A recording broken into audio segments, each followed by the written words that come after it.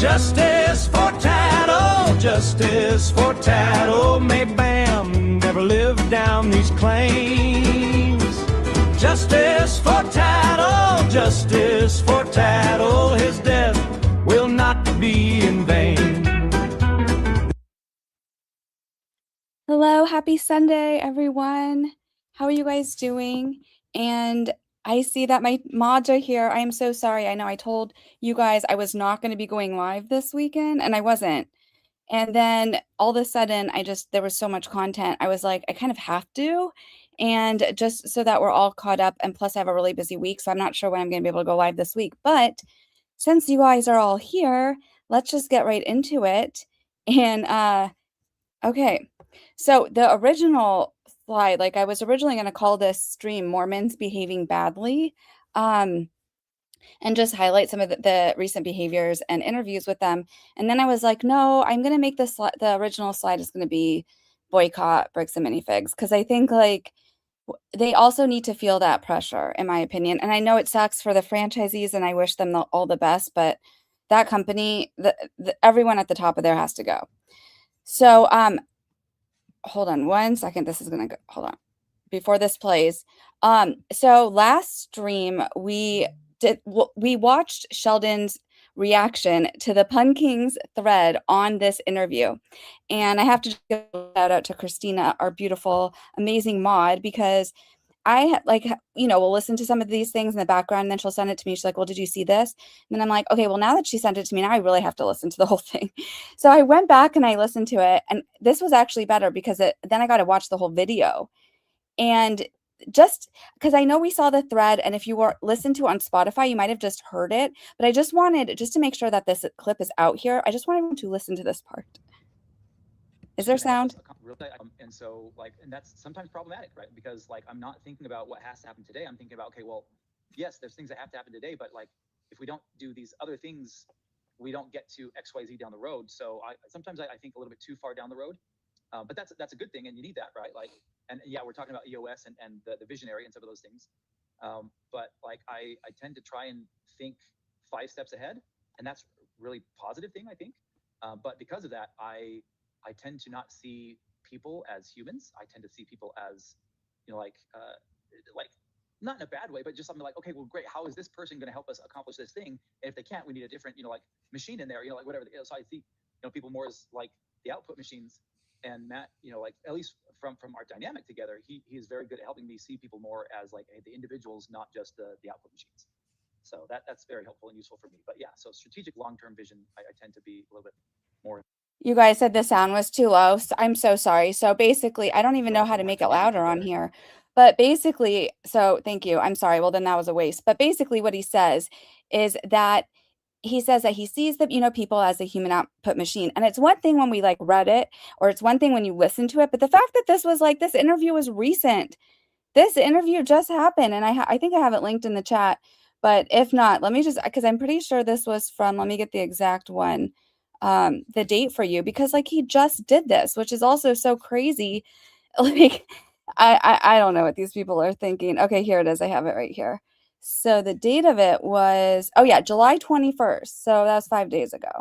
Crazy. Sorry that the sound was low. It's like I try to make it not too loud, and then it gets too low if it's whatever. But this was the interview. I guess the Spotify or the Apple, whatever the podcast is called, like on brand, off topic. And I just put this over there. I called it Little Brick Energy, because a little shout out to our Stan Alex who told me that. But I also thought it was interesting too, because like when they were asked about the brand and stuff, they would say how, people like bricks and minifigs because it's so nostalgic, and Legos are so nostalgic. But he also admits that they never had Legos as a kid. So it's like sometimes it just seems so fake. It's like it's not so nostalgic for them. Like, how do they feel like that? I get it. Like maybe they've seen that or heard that from other people, but it just seems like everything they say or do, it just feels so inauthentic, in my opinion. And so then next, okay, and this is the other thing. So the guy interviewing them was from Morrow Hill, and it's a global commercial real estate. And I was like, it was the weirdest podcast. Is this one of their like realtors that was in that document, Morrow Hill? This is the logo. But I was like, does this Morrow Hill guy live under a rock? Or, what the other thing that could have easily happened was that, before the interview, they're like, oh, they could have just been like, we're in litigation right now. Please don't ask anything about the litigation. Don't ask anything about Star Wars Legos. Don't ask anything about U-Haul or the stolen Legos or a bird named Tattle. I'm just guessing they kind of, because the questions were such softball that I was kind of in shock. It was like either this interviewer guy is a complete moron and is not in tune with anything, or they were told, yeah, like to be quiet, like don't ask any of those questions. So, ooh, look at this. Dream Sigilus sent 1 gifted membership.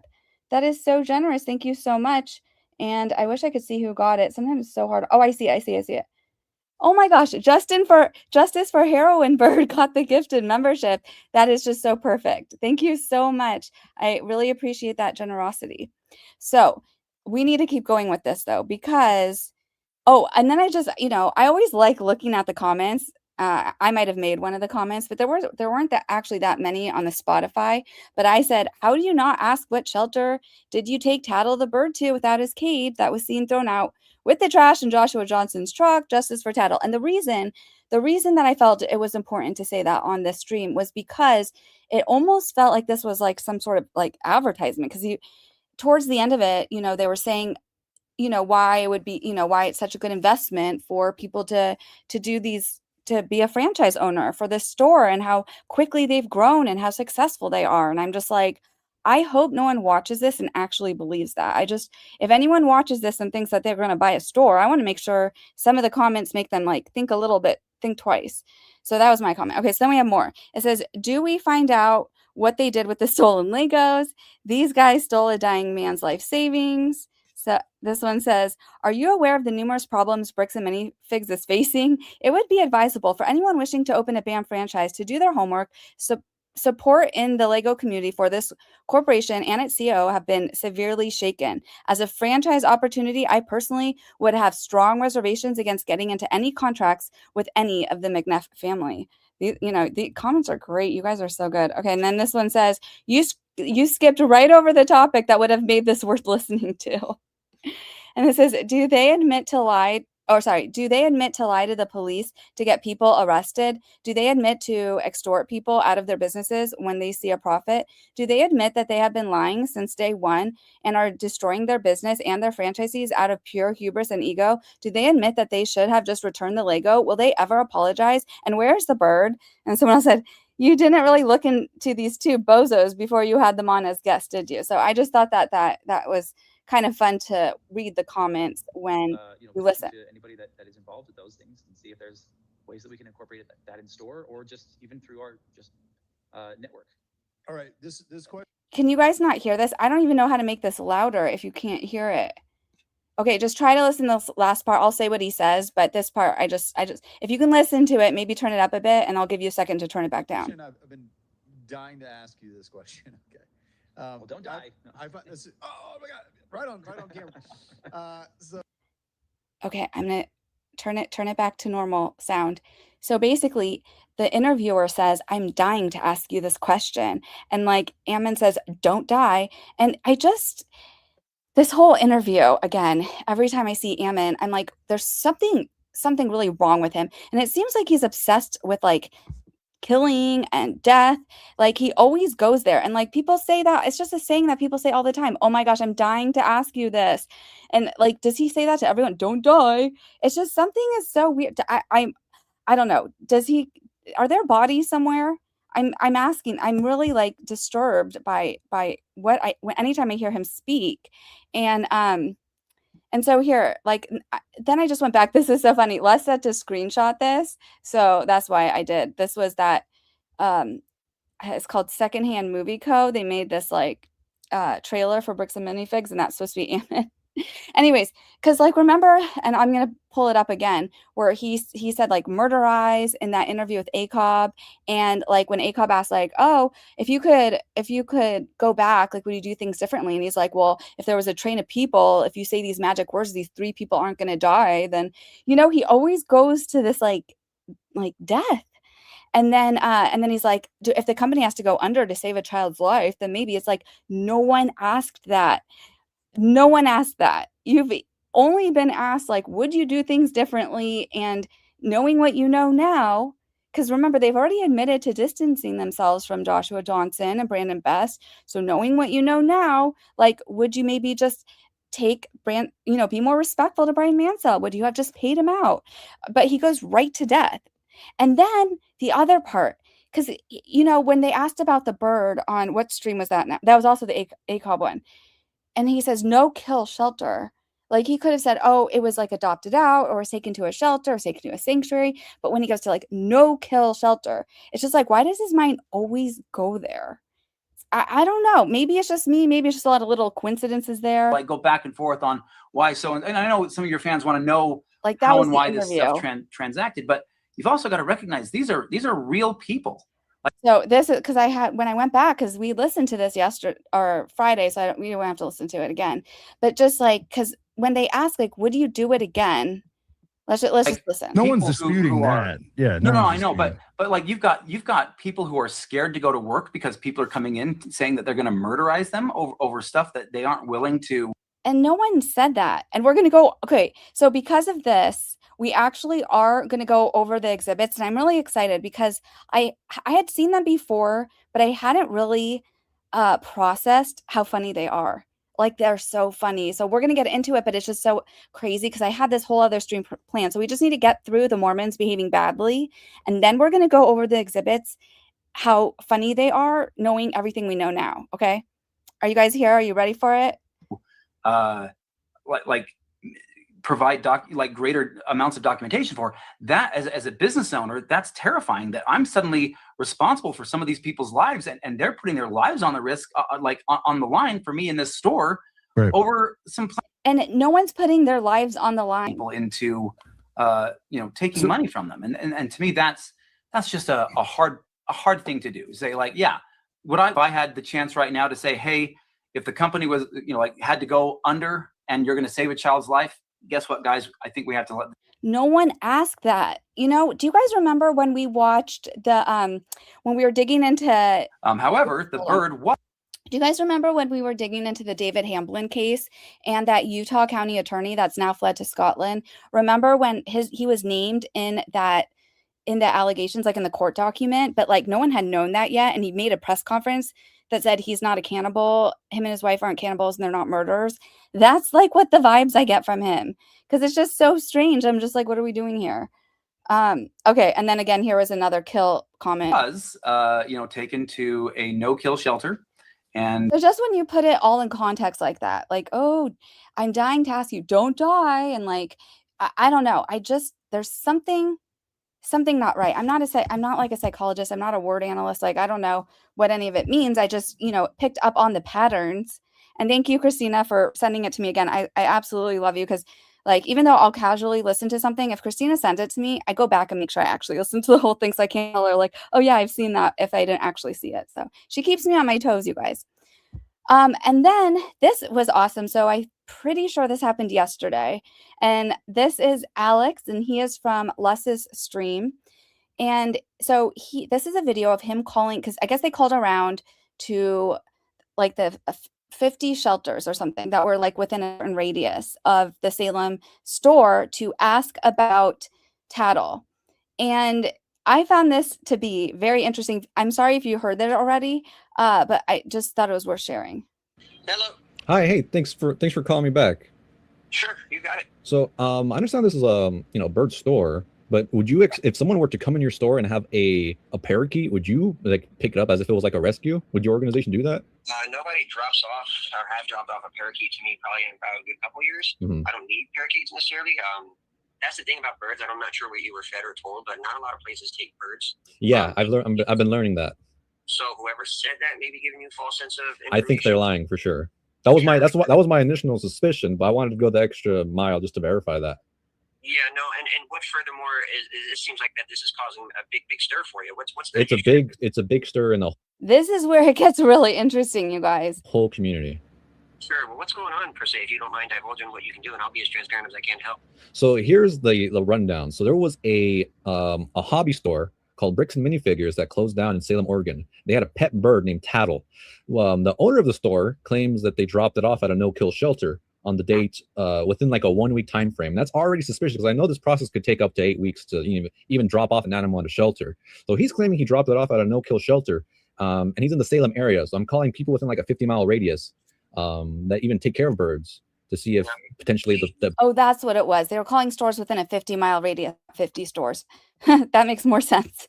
Not 50 shelters. Yet, yes, they were calling places within a 50-mile radius, which is that's a pretty generous radius. bird was dropped off there.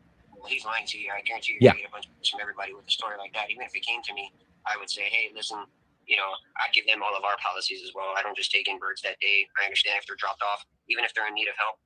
Best thing you do is you call a vet, period, end of discussion. That's just Yeah, you have to call a vet. It's too risky with birds, especially since they're so susceptible to diseases that could take out all your other animals like avian flu, etc. And so exactly, even if they're just dropped off, he says that he would say to take it to a vet. the way that it goes. Mhm. I'm a 100% mandated reporter, so I don't do any funny business. That's just what we do. I heard of Bricks and Minifigs. Yeah, I own 6 other businesses, so Oh, I definitely am a very known business entity in the community here. So I'm my lawyers have told me all about Bricks and Minifigs and stuff like that, and a lot of the stores that you stay away from. His lawyers, this guy has 6 businesses in the area, and he was told by his lawyers to stay away from Bricks and Minifigs. Like, that's just like a total bombshell that came out of this. And it is linked in the chat, or sorry, in the description, in the video details. It's, I'm not sure which one I listed it under. But if it's not here, let me just make sure I have it actually. Because it was Alex, and I had sent it to you, Christina. So if you have it, oh yeah, I have it right here actually. So let me I'm gonna throw it in the chat. It was Alex's video right here if you want to give it some love. So let's just listen to the rest of it. But like, bombshell, this is crazy. Like, the amount of bad press coming out for Bricks and Minifigs. So to stick with the theme, boycott Bricks and Minifigs. But listen, this guy's an animal person saying that they're most likely lying about what the story was with the bird. Then now he's a business owner saying his lawyer said stay away from Bricks and Minifigs. Oh, your lawyers have told you to stay away from Bricks and Minifigs? Yep. Wow, that's pretty interesting.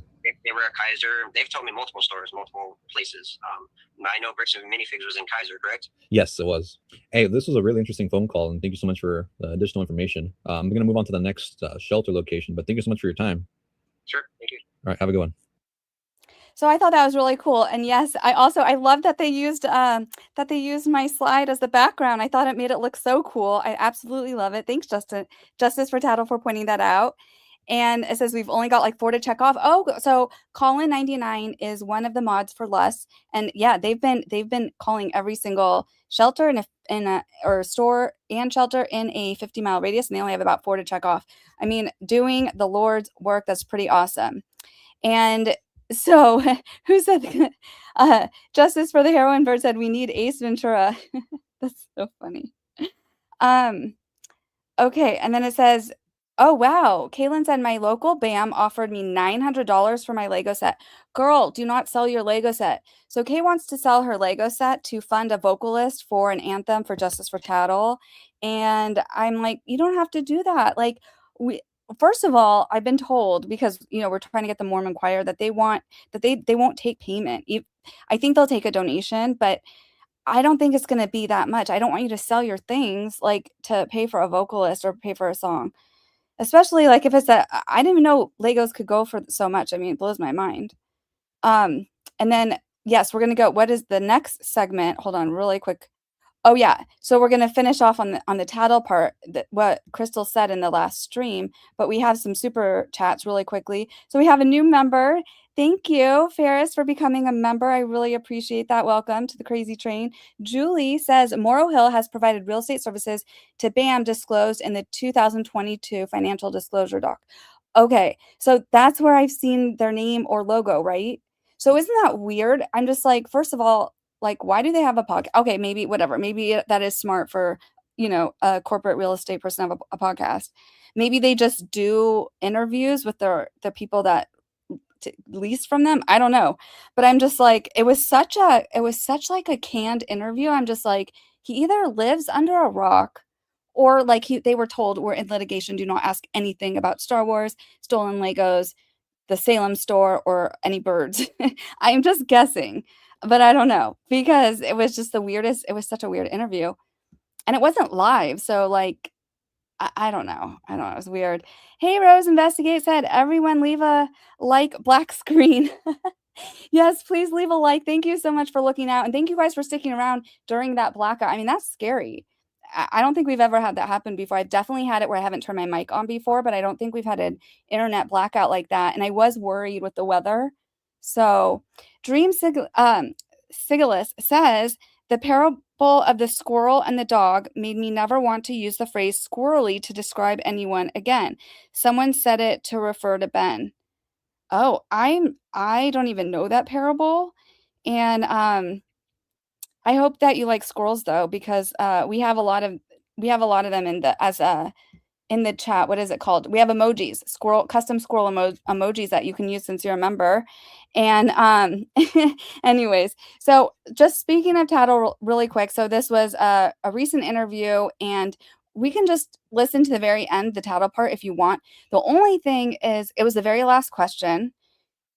And I had only listened to that part, and then Christina sent it to me. She's like, hey, did you watch this? So then I watched the whole thing just to make sure. Look at this, the U-Haul with the Legos on it. And we didn't really, because I added to the Tattle files. We didn't really learn anything new except that there was 2 parakeets originally, Tattle and Tail. Tail didn't make it. And she did buy him for the store. And a while back, I don't know if you all remember, but Christina did say, like, she thought at one point she heard Chrystal say it was a store mascot. I was like, I never heard that. And I don't know where you heard that, Christina, but she says that in here, like in the interview, and we'll get back to that. But she once again reiterates that she did call the non-emergency. And again, the timeline is the same, because remember, originally she said she had spoke, she thought it was the next day, but it had been sometime within that week. Either way, it's still bad, right? And yeah, he's still 1 year old, and I do not think that Bam survives this. So let's just go. Do you guys just want to go to that part already? Have you all watched it already? I'm sorry if you have. We're just going to go to that one part, though, if that is okay with the chat. Y'all good? Hello, Vague. How are you? Oh, it's an LDS parable and it's awful. I don't want to know. Good to see you, Vague. Are you still in Utah? It's so good to see you.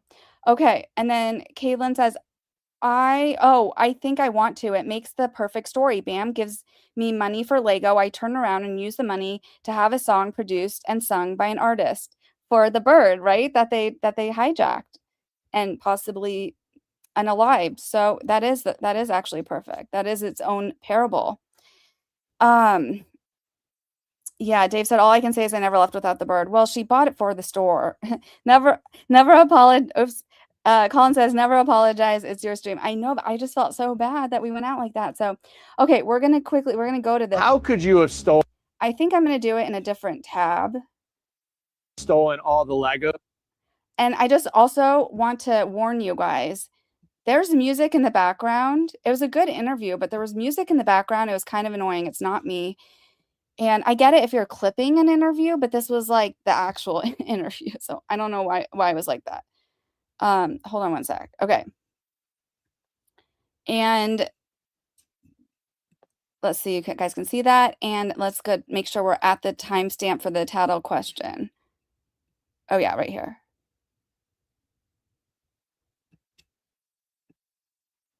Okay, it was this part.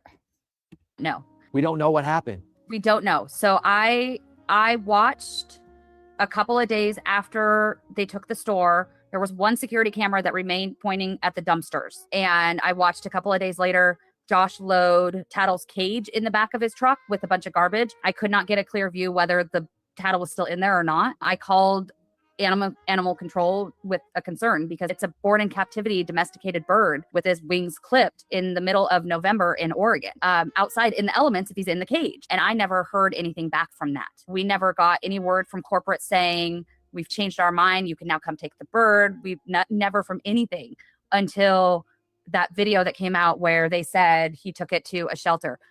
We're still trying to get information from corporate to provide, because in Oregon, you cannot surrender any animal at any shelter without paying a fee, signing a contract, and like giving your information. Yeah, so real quickly, so June says Chris also said the bird was purchased on store credit card, not a property. That's not exactly what she said. It was purchased with her credit card, but that doesn't mean it's not a property, because when okay, now we know she bought it, right? It wasn't like she like found it on the street. It wasn't like given to her by someone. She actually did purchase it. When you purchase an animal, you have to put your name. You can't put like Bricks and Minifigs LLC or whatever. Like there's no company owns the bird. She owns the bird. Just because she bought it with the company card doesn't mean that that is an asset or property like they said. And especially in Oregon, who has their own laws. And we've looked it up and we've talked about it on my channel many of times. I'm like way too invested in the story. But yeah. So let's just keep going. So that's part of the thing that we're having our attorney ask for them as we go into this discovery is what shelter? Where did Tattle come from? Like, was Tattle your bird before, or was the shop's bird? Like, what's the story?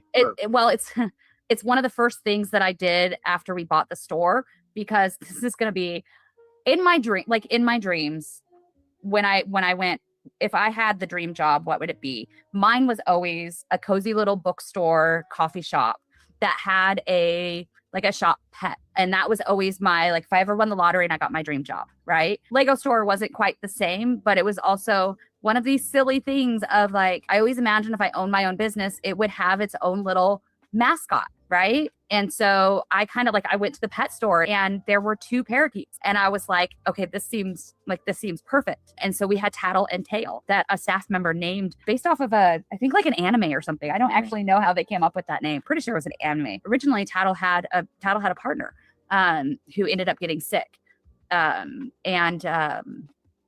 did not survive any treatments from that.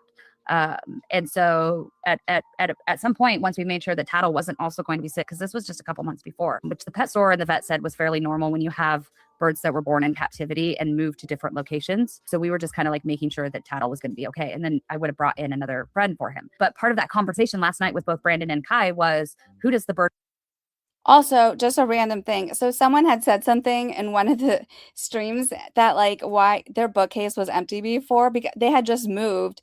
And I think now look, they filled it all up with all their stuff. But I just thought that was funny. But anyways, we'll just keep going. Bird belonged to, and me making the mistake, and this is hindsight, making the mistake of like I purchased the bird, like I purchased Tattle in the cage and all the supplies with the store card and on the store's pet account. And also, and people have been very critical of, why didn't you take the bird? And we understand, we're pet owners, we love our dogs, our cats, like but I made what I thought was the best decision. Again, you never think that you're leaving somebody in charge of the store that's going to act the way they act. Regardless, and if people want to criticize, they can criticize. However, I'd ask the following question to all those people. If they didn't want the bird, why would they take it to a shelter instead of calling you guys up to see if you or a former worker or anyone else would want the bird that the bird knows and they know the bird, like to just take it to a shelter? Yeah. And so that's the big thing. And that is a lawyer that is asking that question, and so the fact that's one of the first things that came out from him. And anyways, I have the whole interview linked. I'm not sure if you guys want to see the rest of it. Or just finish out this last part. I think there's a few more things she says about Tattle, because I'm so excited to get to the exhibits, you guys. I don't know. I haven't looked at them again since we've gone through everything we've gone through, like the past few streams, and now I kind of see everything a little bit differently. So I'm excited to get there, but we have to get through all this stuff first. And that's the thing. We knew the employees had, good, loved the bird and would take knew how to take care. Knew how to take care. It was a shared we were employee task. Leaving the store's bird with the employees who loved that bird and would take good care of it. Well, and if they didn't want their employees to be caring for that bird in their store, they could have called us. The incoming individual said, "Hey, don't forget your bird," and she says, "Your problem now." I'm gonna step in here because I accept criticism, right? You can't grow as a person without accepting criticism. Ben's natural inclination is always to defend me.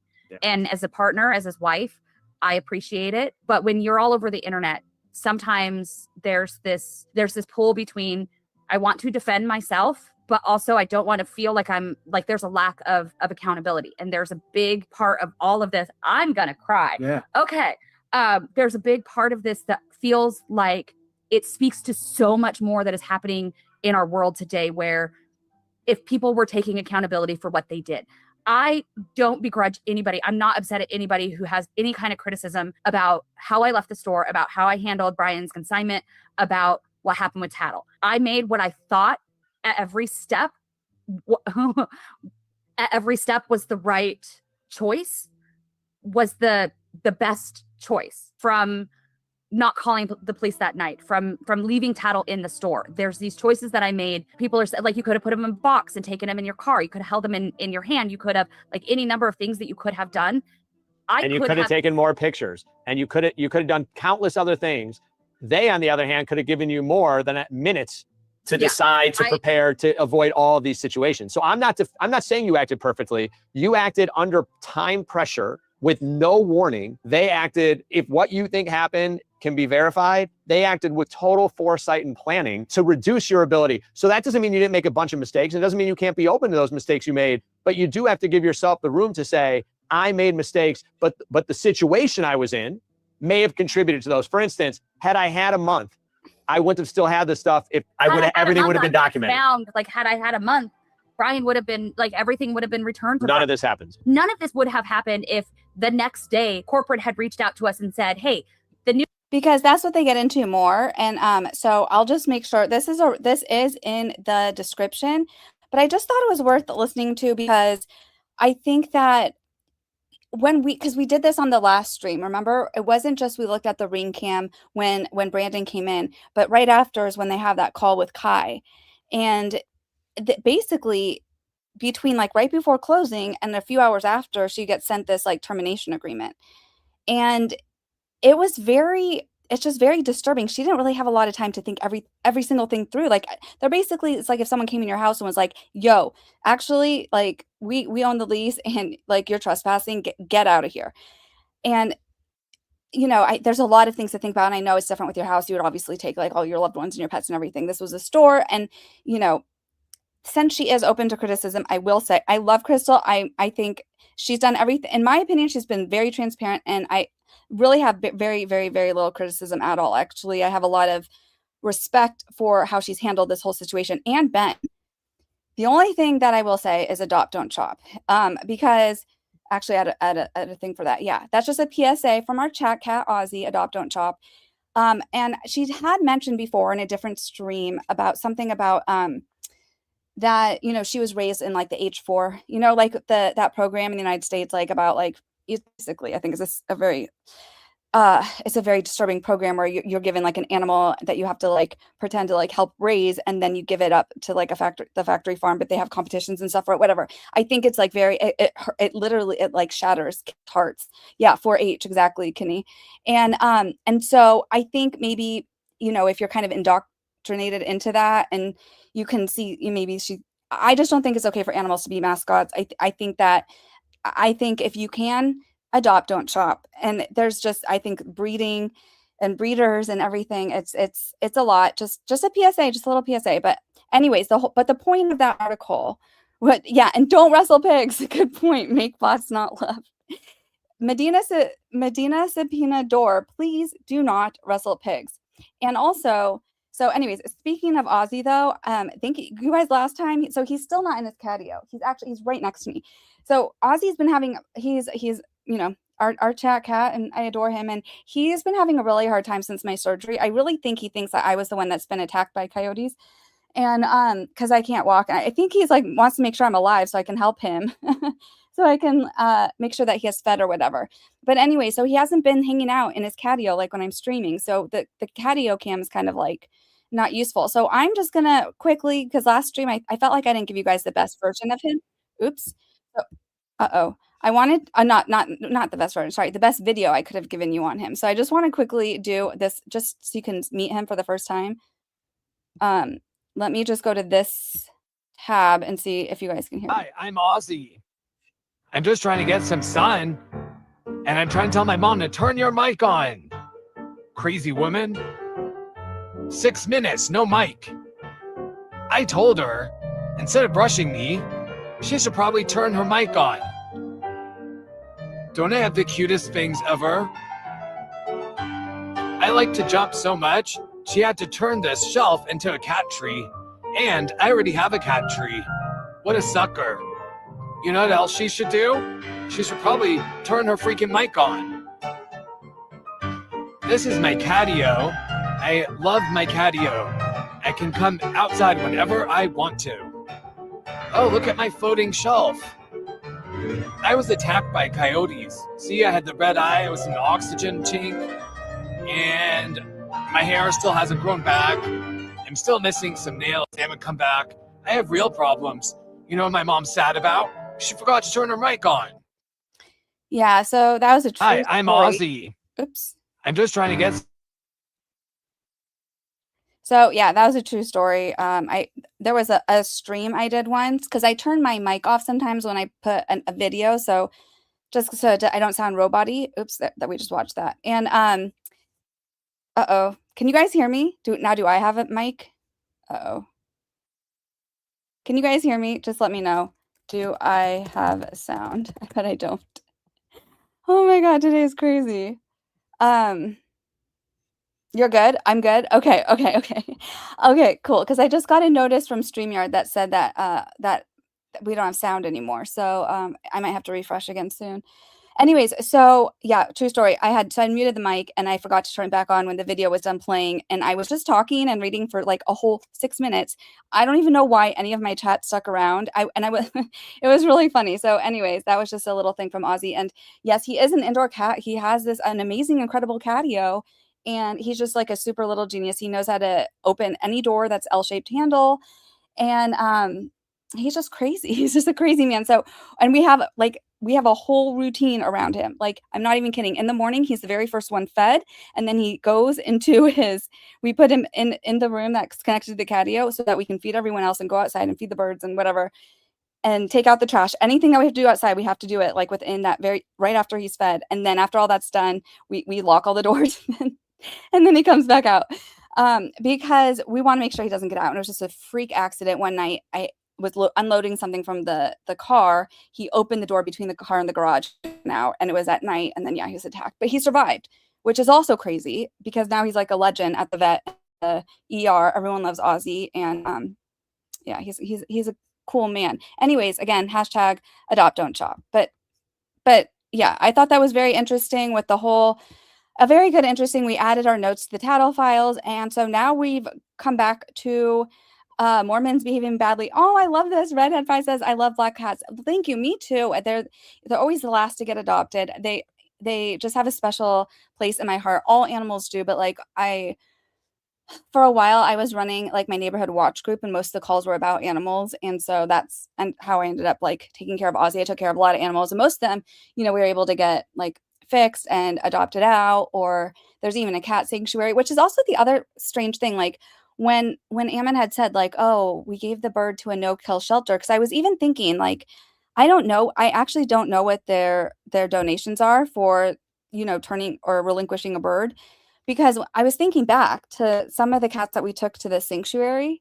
It's the only one that's like within like a 6-mile drive of where I live, and you have to give it's about $3,000 to $5,000 depending on the cat donation for their whole life, and so it wasn't a cheap donation, at least for a cat. Maybe it's different for the birds, but yeah, exactly. Adopt don't shop. I'm all about that.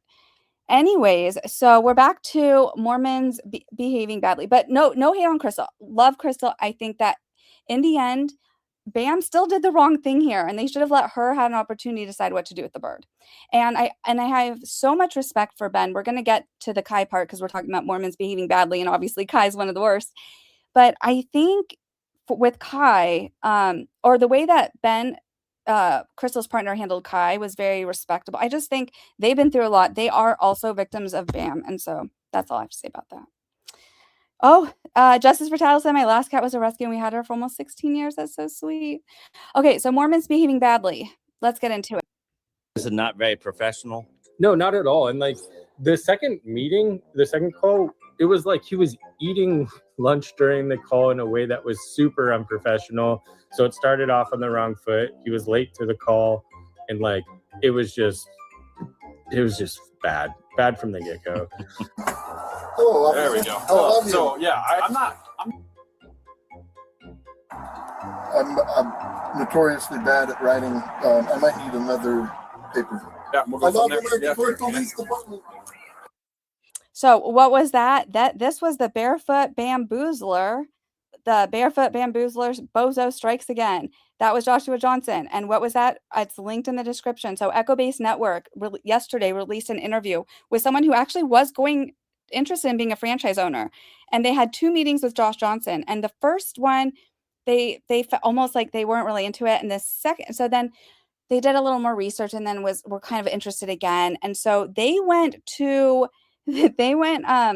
had another meeting with Joshua Johnson, and he says that the whole thing was so unprofessional. Like he was late, and then he's like was eating his lunch in a very unprofessional manner, like in the middle of this meeting. This is crazy, and it's kind of almost ironic. I bet he was not wearing shoes either, but probably no shoes, no pants, right? But I feel like it shows how he behaves in the situations that are supposed to be most serious. Like you're having an interview with a potential franchisee, right? And it's almost like that would, how much do they pay to be a person? Like, isn't it like almost $200,000 or something crazy like that? So it's like he doesn't even care. And he doesn't even care how he acts. That's when you're supposed to act the most professional. Not only that, so thank goodness though for his unprofessional behavior, because then it possibly prevented a future victim, right? Future potential victim, exactly. Exactly, potential victim. And I also think that, he's the one that called the police. He's the one that called the police to report like whatever, this like these people are stalking him and trying to break into his home or whatever. So then he knows they're coming. He knows they're there. He doesn't put shoes on. He's chomping an apple in their face, like while he's talking to them. It's like, dude, like if that's one time you would think, like if you're like high stress, this is very, the cops are coming. You just called them. I don't know. I just think something is very weird with this guy. So yeah. Anyways, we're just gonna keep going. And yeah, I said Bricks and Minifigs corporate threats to franchise owner. We have the call. So I know this is old news, and we played it. But it just, once again, it's just, I can't believe it. I just want to make sure that I played again. So if anyone's like thinking like, why would I want to boycott Bricks and Minifigs? Just listen. Yourself into a whole lot of shit, and I don't want to do that to you guys.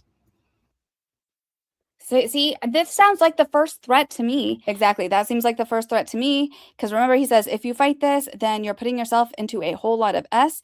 It sounds, and then he admits, it sounds like a threat, and I can acknowledge you feeling that way, because in a way it is. And then remember, this was that, I said it last stream, but I didn't have the thing to pull it up. I was right. That termination letter that is signed by their lawyer, Philip C. Cook with a K. So anyways, but yeah, so it's just crazy because I didn't know for sure that he really was Mormon. And then yeah, the pictures are all out there on the internet. Elder McAllister. I was like, that's not very Mormon. And also thank goodness that Chrystal took the screenshot of his LinkedIn, because we know like the name, the right spelling. Because I remember when I was looking on the BAM map in that chart, I like couldn't find him, and someone was like, "Oh, because you have to spell it Kai." And I was like, "No, it's Kai. No, it's Kai, Ki." And yeah, it is. And so, but this has been deleted and removed from the internet. His LinkedIn has. The only thing we really is left are these old pictures of his like Mormon mission. But I do love the comments on it, and I'm just like calling his bishop.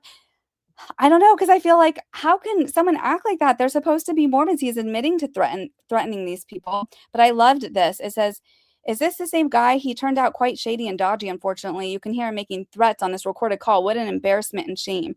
This person says, "You raised a corporate monster who doesn't care about anyone but the company he works for. Congrats on stealing from families, I guess. All these years later, Kai is stealing from old people. Kai is a gaga fat..." Never mind. FAG now. And then this one says, "And now he spends his days robbing elderly people of their retirement savings." So yeah, I don't know. Just some more things. I was like, threats are not very Mormon.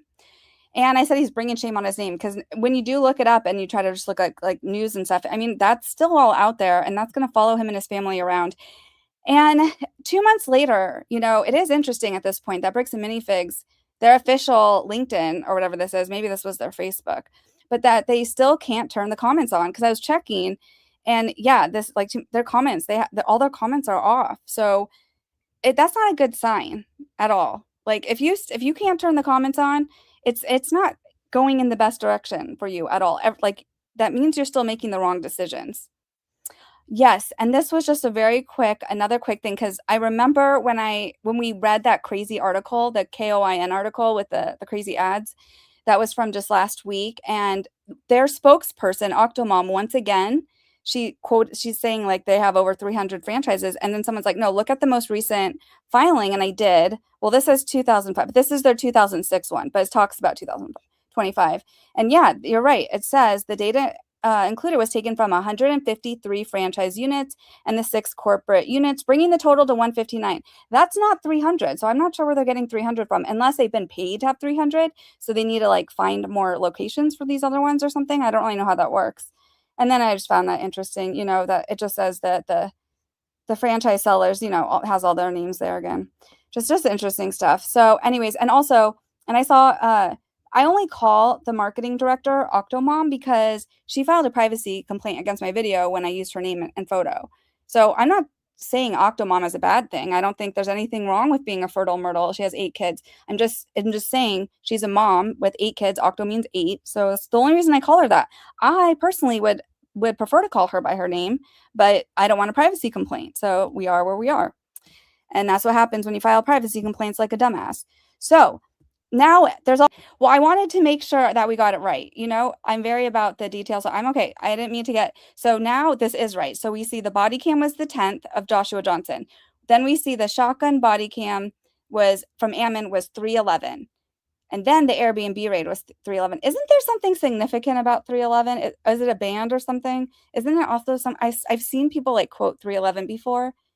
Is it from the band, or is it like a scripture thing? Okay. So we got that part right. I'm going to have to either edit that out or notate it in the timestamp. So, okay, at least thank you for calling that out. You guys are so smart, and I appreciate you. So we're going back now, though. It is a band, right? Okay, yeah, 311 is a band. That's really funny.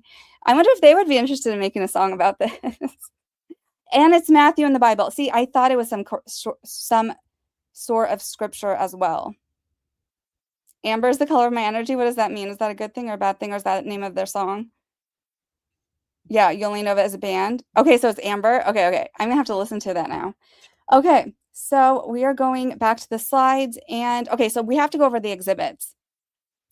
So I'm gonna pull it up if it's not already up. Yeah, it's right here. So I just want to say, so the first is the draft consignment agreement. That was, remember, Chrystal said, and we saw this in the interview she had that we just watched with that lawyer.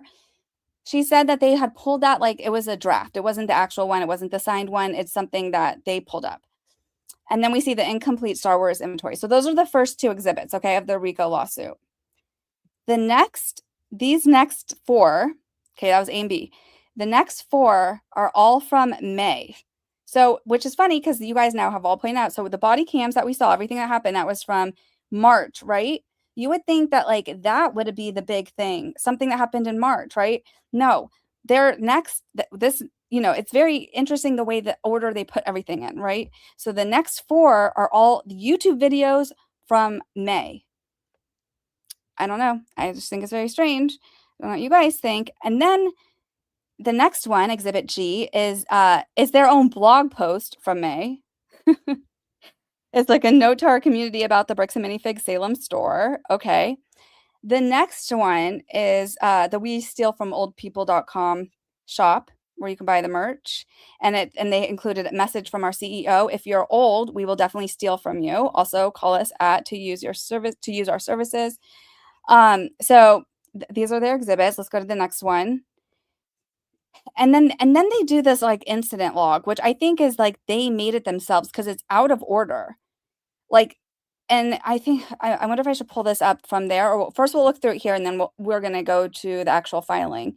And actually, if you do want to follow along, let me put the filing in It is in the description. I always try to link everything, but we'll put it here. Okay. So let's go back here. So this was their instant log. I mean, it is kind of a red flag to me. That's kind of like it's out of order. So anyways, but it starts with like, it does start with December 2025. Then we have like all the, you know, their January, yeah, the ones from March of this year.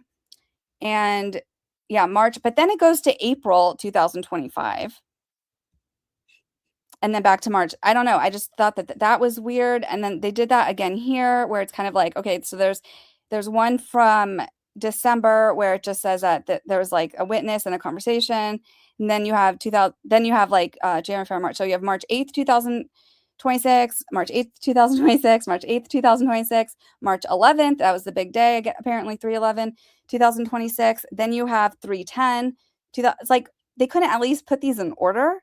Then you have 3/9, and then you have 3/13, and then you have April 2025, so like from a year prior, and then back, and then another 3/11. So I just thought that that was like, okay. And then the suspect, unknown, Ben, unknown, Ben, and others, Ben and others. I don't know. I just think that that's kind of interesting. Also, you know, I think also because they wanted to push these, like the Kaiser ones, or they don't like that. I mean, Kaiser PD seems to be on Ben's side, not their side, right? So I'm just saying, I don't know what that's about, but just thought that these were interesting. And then the Exhibit J, yeah, I just thought this was interesting too, because this email's from December, and it goes like a little further back, but it was just about like their no trespass, whatever. And I did reach out to this nrprgroup.com, you know, because I don't know, are they still representing them? And yeah, it just has the corporate. Oh, but what was interesting about this email, so now we're in J. What was interesting about this email is that he gets a response from the franchise business coach team. And I just thought that was interesting because remember the one of the latest blog posts from this July 10th, where they say, and the very first thing they say to increase operational support, in order to better support our franchisees, we recently hired experienced field coaches and a field coach manager. And so I'm like, okay, so you had a franchise business coach team without like any field coach managers. I don't know. But remember here, shout out to Coach from Eco-Based Network, because he's a coach. They should hire him. But anyways, I just thought that was very interesting. And yeah, so that was their next, because you kind of want to put your exhibits in order of importance. And I feel like this is not very, you know, it doesn't scream RICO to me. Okay, so now we're going to get into Exhibit K. What letter are we on? And okay, now alphabet though. So wait, A, B, C, D, E, F, G, H, I, J, K. 11, right? We're on the 11th exhibit now. So now we're into these are the alleged death threats. Okay, I'm sharing this. Okay. Let me make sure that it comes up that you guys can see this. Okay, cool. So yeah, so these were some of the only ones. Actually, they're very blurry. So this is just like the screenshots themselves are blurry. So these are from May, and they filed their lawsuit like shortly after this. I mean, I don't know. I just think that I think that it doesn't add up. Their whole RICO timeline does not add up. But there are these, again, I don't really see that many. Why wouldn't they put the actual death threats first? So it says like, give the family their stuff back, you effing scumbags. We won't shop till it's all returned, or we won't stop till it's all returned. Another one from May, it says, so why do you feel it's necessary to steal from an old man going through medical issues? I will badmouth you to anyone and everyone that asks. And it just says, so anyways, but like, these aren't really death threats. This is not RICO again. And I know I sound like a broken record, but a jury did not convict P. Diddy of RICO. Okay. A jury is not going to take kindly to any of this for RICO. Okay. Now it should be a little bit clearer. This one, hold on. Let me go to actual size, and then let's see if this is, yeah. And then I'll put this bigger. Okay. Yeah. So why do you steal? So this one actually was, I think, maybe the first time I see an actual threat, right? It says, stop stealing and hand it back to me and sell, or we will start burning your stores and headquarters down. F you nasty F. So that's probably not a good thing to say. We don't like those kinds of threats. But here's the problem with it is like, they don't actually put a date. Like whoever was like, however they did this, you know, you would want to add some sort of like proof of dates, and you would want all the dates together to prove like with the timeline and everything. This just says 7 hours ago. This one says 2 minutes ago. And then this says like, would be a shame if your office got messed with, messing up your S. Hope your blank CEO is a strong boy. So like those aren't that nice. This one is kind of, you know, seems like another threat. I will be this is an actual one that could be considered a threat. And so this is the only person I've seen for that person, clown at fyourself.com. I feel like that's the only one that kind of seemed to make things that they did cross the line there. But again, why aren't you going after them? Where's the police report against them? It just says, I'll be mailing you guys some explosive Lego sets, super hot items, so hot, about to go boom. All right. And so they emailed them a few other times. And then, but nothing else really. It just says, apologize for defrauding a vulnerable person, you know? And I don't care. I don't care about the law. I don't care about your lawyers. I have a very real way of handling real crimes, and you are real criminals. I'll be watching the news, pay every dollar. I will not contact you again. This is the only opportunity. I mean, that could borderline, but not really. Then they just put like a stream with like comments, you know, from the stream, which like whatever, it's not a big deal. But yeah, this one was also kind of bad right here. But again, this is that then you make a police report against these guys, because here's the thing. Nothing that Ben and his team did. Where's their proof of those death threats? They said Brian Mansell, they approved he was in the store making a physical death threat. Where's that? We're on the 11th exhibit, and they're just showing me random, like, you know, hate they're getting after they've been exposed. Where's the death threat? I mean, like, from the people they're actually suing. Where's the police reports against the actual people that they are suing?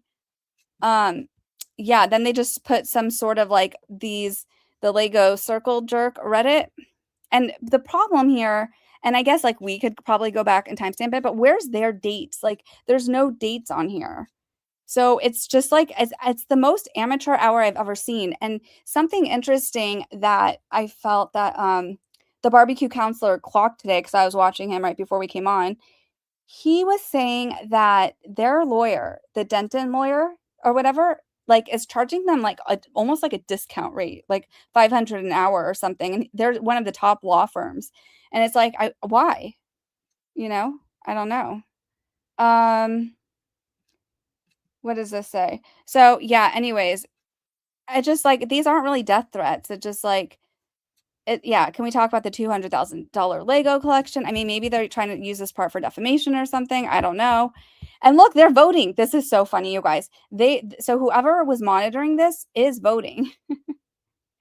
I don't know. I just think it's funny. Yeah, but they don't. We don't see the dates on any of this. And so then it goes back to here. Some emails, and this was just from one store that like had some things to say about it. Then we get back into Reddit again, and with no dates. And this one, more info about, okay. And this is also really interesting to me, because then it goes, this is the reckless Ben thread. Okay, so, and listen to this post. This is the department that illegally arrested Ben was the American Fork Police. Their non-emergency phone number to make complaints. Josh Johnson, the person who got them all arrested falsely, and Bricks and Minifigs employee. It just gives the store address. Brandon Best, store owner. They put the LinkedIn.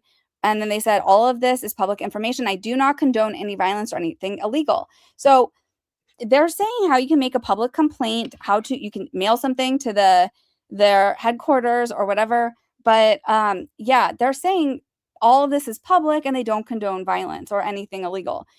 So I don't see that as a death threat. And plus, this has nothing to do with Ben. Ben didn't say any of these things. He wrote them very polite emails. Yeah, so then they just got, and that was it. So I'm just saying to file a RICO case, I have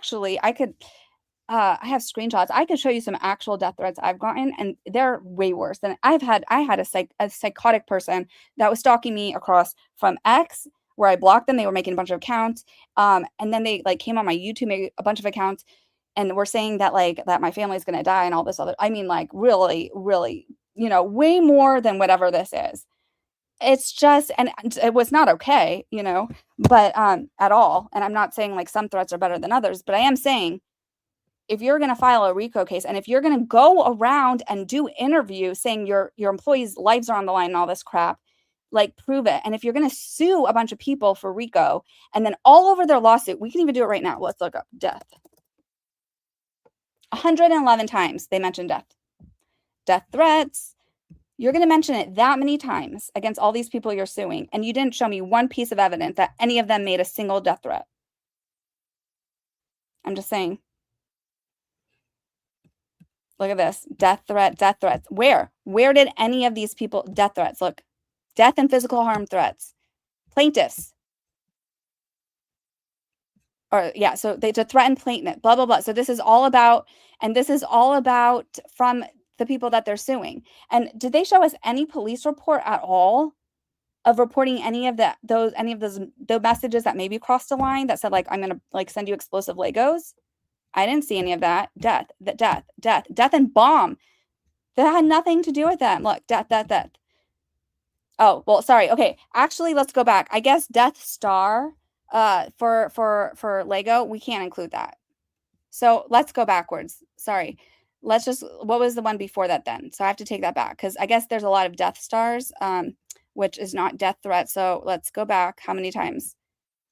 I think the last one. Okay, still 17 times. It's mentioned 17 times in this whole document, and they don't show a single proof of it. That's all I'm saying. Anyways, I felt like once we looked at that's pretty interesting, right?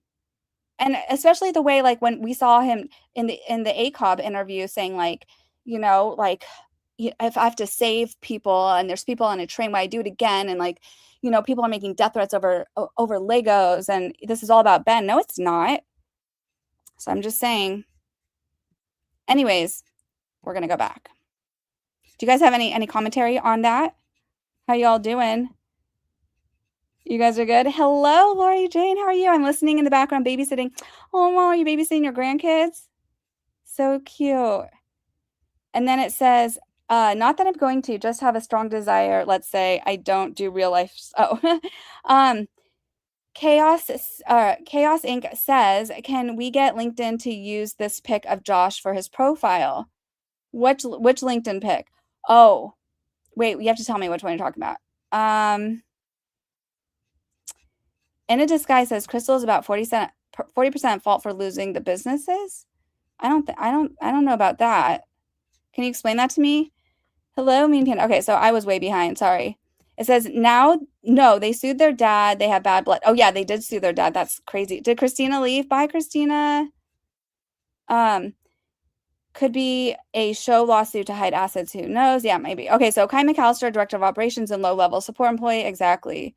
Says, of note, he was only the director of operations for 9 months. They demoted him after he got caught on tape agreeing to the consignment. Oh.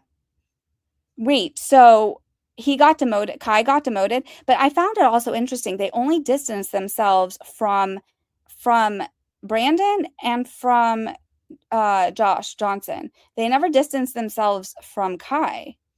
Oh, you're still here. Okay, cool. Good to see you. Good to see everyone. Okay, Octomom. Sorry, I was really behind, but I think we're back. Are we good? I'm having the worst technical difficulties today. It wouldn't have needed any RICO as the sign was evidence, but to connect it to Ben, they need to show Ben instructed or paid them to hang a sign. Oh, the sign. Yeah. I mean, and also, like, I don't know. Yeah, maybe that he trespassed to hang the sign. You know, that's not RICO. We steal from old people because my son's an idiot LLC. I know. You could just make so many funny LLCs out of this. Hello, Mark. How you doing? Okay, so says, did you guys see that on see what on Less today? I'm not criming, you're criming. Yeah, don't be criming. They can click the right menu and get the raw form of the email, but they're not very smart or intentionally hiding. Yeah.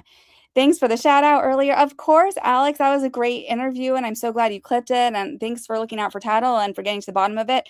Also, if we have a link to your stickers, I'm so excited because I ordered stickers for my crutches and I'm really excited. This is like a total side note. I think Christina's probably the only one that'll find this funny, Christina and Khaleesi, but yeah, I was watching some true crime to get away from this BAM stuff, you know, just back to my normal true crime stuff. And I fell asleep watching this one where like someone off someone with their crutches. And now I can't even look at my crutches. I was like, I can't use these anymore. I've never seen like, you know, heard of them as a murder weapon before. So I can't wait for my stickers. I'm gonna make them look pretty. So I like them again. Alex the goat. He totally is. All right. So it says the sign was not part of trespass. The sign was permitted by, oh no, not that sign. Yeah. No, I thought you meant the sign he hung on the store, the Bricks and Minifigs store, where it says we steal from old people. We watch true crime to unwind. We are built different. Anything can be a murder weapon. Yeah, I guess so. So I just can't wait. But BAM is true crime, says Rose Investigates. It is. It really, really is. Keister Bunny says, I usually watch in background, but I wanted to pop in to tell you that you're doing great. Keep exposing all the shady. Well, thank you so much, Keister Bunny. That means a lot. Thank you. I really appreciate it because it's been a little bit of a wild ride, but when is it not? Okay, so we're going to keep going. So that was just what I had to say about the exhibits. And then, but I just want to say only those, those are the Mormons behaving badly, and we have to give credit. It doesn't mean anything about the rest of the people that are Mormon. I'm just talking about these ones. It just seems like the ones that would work out BAM, there's a problem, in my opinion. But we see also so many good ones, like the ones, like however they got rid of Josh Johnson from the High Council. Shout out to that. What do you call it, award or whatever? And then Versace Mormon, my favorite. So you haven't had a drink today, huh? You never drink? Never had a drink in your life? The reason I asked is I smell it. Wearing certain cologne or something? I mean, I'm wearing this off. I cooked up like a skirt steak earlier. Gotcha. This is Utah County. We do things differently down here. So if I wanted to, I could push things. Anything weird? What's that? Not anything weird? You smelled it on the other guy, right? Yeah. So I mean, conjointly, if he's drinking, this guy's probably the one that purchased it for them. Right? We've been covering the story of how a single phone call. So that was the civil rights lawyer. Because for whatever reason, in all my downloaded footage, I don't have the Mormon one. And when I was trying to find it, like online, the raw footage, I was like, forget it. But I remembered that he had it in his stream, so that's also linked. Oh, it's a stake. It's a stake High Council above a ward. Okay, all right. Yeah, Vegas. Utah County blows. But Vig, yeah, you're the one. Remember, I was like, is that even normal? I don't think that was very normal, but I'm glad that they did something to push back. And the reason I just brought him up, because I also did, and we're going to do this on a different stream, I think, if you're interested. I linked it, though, in the description, because I read the complaint, or sorry, I read the police report that we recently got about Versace Mormon, what they said and stuff, and it made me so frustrated and so annoyed, and I just hope that kid gets justice. But yeah, that was my whole thing on. I was really excited about the exhibits. Like when I went back to look, I know it might not have been, maybe it seemed a little anticlimactic, but I just think when we looked at everything, because they filed in May, it's almost like they had to make something, because nothing that happened with the body cam footage in March, nothing happened. Nothing resulted with anything. They subpoenaed his entire Google Drive, like everything, his entire Google account, his emails, his videos, his notes, his searches, his metadata. And they have none of that as an exhibit. You know how bad that is? It's just, I don't know. When it just makes it look, they look so bad. They look so stupid and so funny. And so that's how we get into this. Okay, we have 2 super chats. Hold on one second. We have one from Rose Investigates. Breaking news, bammap.com updates. I mean, how has your website not broken? There's so many updates. Which one is it? Okay, it just says, what's new? Tell me, is it the financing assistance? You have to tell me which one it is, because I'm bad at this stuff. Tell me what it is, and then I'll go to it. Thank you so much, Rose. You're doing great work over there. Really appreciate you. And Mark says, $10 super chat. Thank you so much. It says, have you guys done this hype train thing? I saw my first time here. Everyone see the Legally Mime. Remember when? Update on the dossier yet? I hope it sneaks in your live. You rock, DFJ. Well, thank you so much. I totally appreciate that. And okay, so you did send it to me. I have to make sure I look. But it was something about, was it the dossier link? Should we go to that really quick? Yeah, okay, I think this is it, right? So this, so this is legallymime.com, and they found yearbook photos, but they don't call them by their name. So it's like Sedima Bor. I'm guessing that's Subpoena Medina Dor, that one. And then he made them all mimes. I don't know who Jalen Dupree is, or Hamid Vance, Gaston Vance. You guys have to tell me who these people are supposed to be. Baden Brick, so Brandon Best, right? Brandon Best. Well, he was a lot skinnier back then. Jalen. Okay, so is that Josh Johnson? Oh no, you put Tattle. You put him with a. Oh my God. Well, I think that seems pretty accurate. My Medina. That's supposed to be Medina Door. Oh wow, more Medina. Oh no. What is she wrestling there? Yeah, pretty funny. That's really, really funny. Thank you. Thank you for the good laughs. Thank you for all your work. And thank you for sharing it with us. I appreciate it. So, and then we have Mary. Did I hear hype train? Love hugs. Thanks, DFJ and chat fam. Well, thank you, Mary. Happy Sunday. I really appreciate you being here and for the super chat and all your support. That's pretty awesome. And yeah, you've always been like an OG since we were covering Lively and everything. And so I appreciate you. And David, we have to still get back to the David case. Mark says, hype train. I'll send the source pictures to your email. Okay. Yeah, send them to me. Thank you for the super chat, Mark. I appreciate it. Mean Panda says, choo choo. You're going to have to change your name to Nice Panda because you're so nice. I really appreciate that. Choo choo. And then Khaleesi says, surprise live. Thanks, DJ. I know. I'm so sorry, Khaleesi. Thank you so much for the super chat. I know. I said I wasn't going to go live, but then we had all this stuff. I'm like, I have to. Says the pig wrestlers, that's a cop. The jokes write themselves. They do. They really, really do. So we're going to go back here. And so this is for you in a disguise. So I know you were mentioning the narcissistic personality disorder, that like, that's why you think this is going to go all the way. And I'm trying, in my opinion, I do not think, and Barbecue Counselor, he also kind of validated what I've been saying, because most of these civil type cases, they do not go to trial. But when we followed the Lively case, she was the most narcissistic person I think I've ever seen in a case. And like, she did not care. I mean, between her and Ryan Reynolds wrote some of the most psychotic texts I've ever seen in my life. They seem like they're straight out of like a horror film or psychological thriller. And they threaten people, and they use their position to always get their way. And this is the first time anyone has ever fought back, in my opinion, allegedly. So, and even her, they couldn't take it to trial. And the reason I think, is because this is not about getting justice, right? They can't take it to trial because they can't control the narrative in the trial. They already know that this, in my opinion, even the people with narcissistic personality, they already know that like they're not actually the victims here. That's not how that's not what they are using the legal system for. They're using it to force people, to bully them financially and to bully them in the legal system to hopefully get their way or silence them or whatever. Because it seems like BAM they threatened lawsuits. To me, the way that Kai made his threat that we heard to Chrystal and Ben, it seemed so routine, in my opinion. Like, and when are the dragons coming? Oh, that's so funny. That's a flashback to what's the right word? Throwback, to the, or hat tip to the Blake Lively case, because she said that Ryan and Taylor are her dragons, because she basically used them to help bully Justin Baldoni. Kenny says, we don't like bullies around here. Blake, Ryan, and mini bricks and figs. Exactly. And so I just think that they know that when it goes to trial, they can no longer control the narrative. It's going to be a jury of their peers. So they are going to use the system to bully. And just like we saw, they knew there was no death threats. They just didn't like that they were being exposed, but they still called the police and said there was death threats when there was no death threats. And they still filed this lawsuit saying death. How many times do we actually say? Was it 17 or 18 times? And without one exhibit showing that anyone that they are suing made an actual death threat.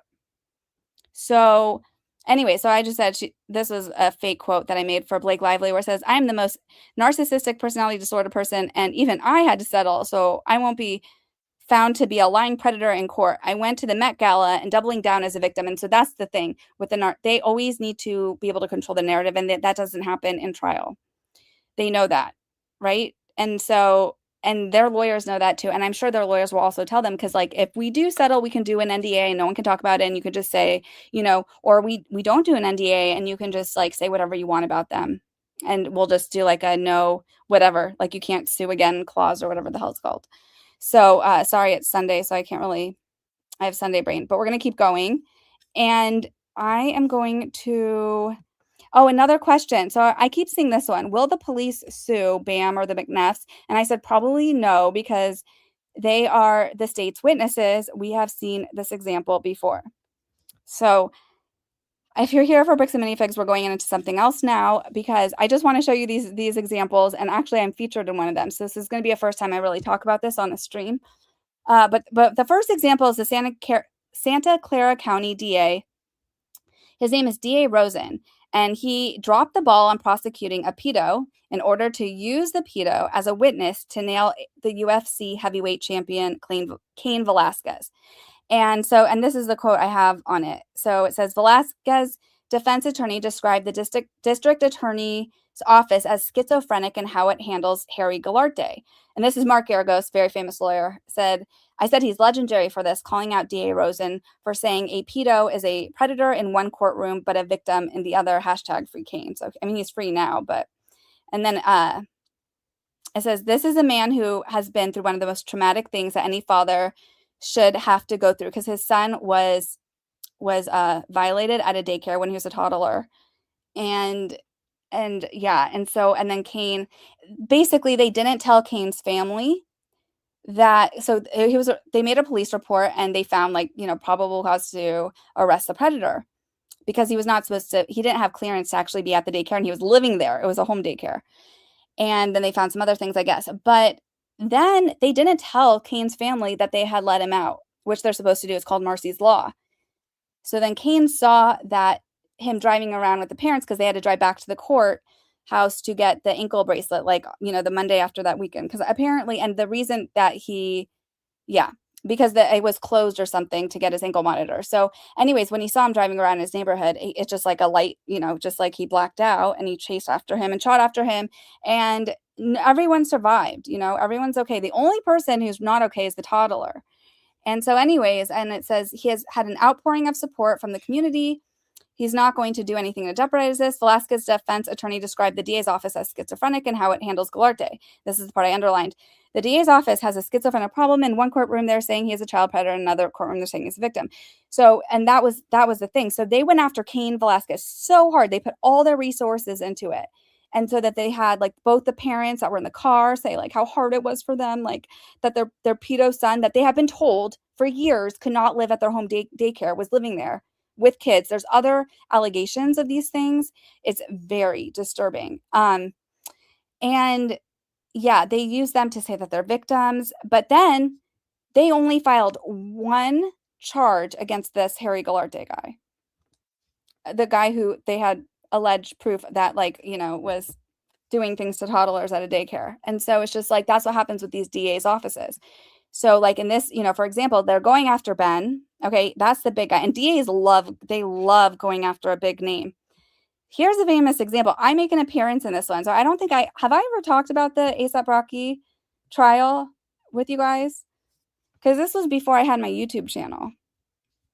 I said the LA DA had the worst witness I've ever seen on the stand, and they had to double down to try to get ASAP Rocky. Okay, so this is an example. This is the worst witness I've ever seen. And this DA's office, you would think they would go after him for lying. But they didn't, because it was their own witness, and they still had to double down, and they were trying to get, Rocky. So, but I think I might have to, this will play. I don't understand this. Yes, Can you hear this? Which you got to agree today. Yes, no, I'm talking about 21. I told somebody I do so much stuff. I don't know what's the content of you talking about. Okay, you know that name Wally? Wally? Okay, so what? I probably say yes or no. I don't care. What you probably said yes or no. I don't care. That's your answer. What is me being the? I don't get it, but no. Yes, no, I don't know. Pick one. Pick one for the jury. I don't know. It's been so long. I can tell people whatever I want. If I'm a millionaire, not a millionaire, what? I'm not a millionaire, but what's that going to do in this case? Efron, just answer the question. He asked you a yes or no question. Ask the question. But I don't want to be wrong. I don't know what is he. Listen to the question.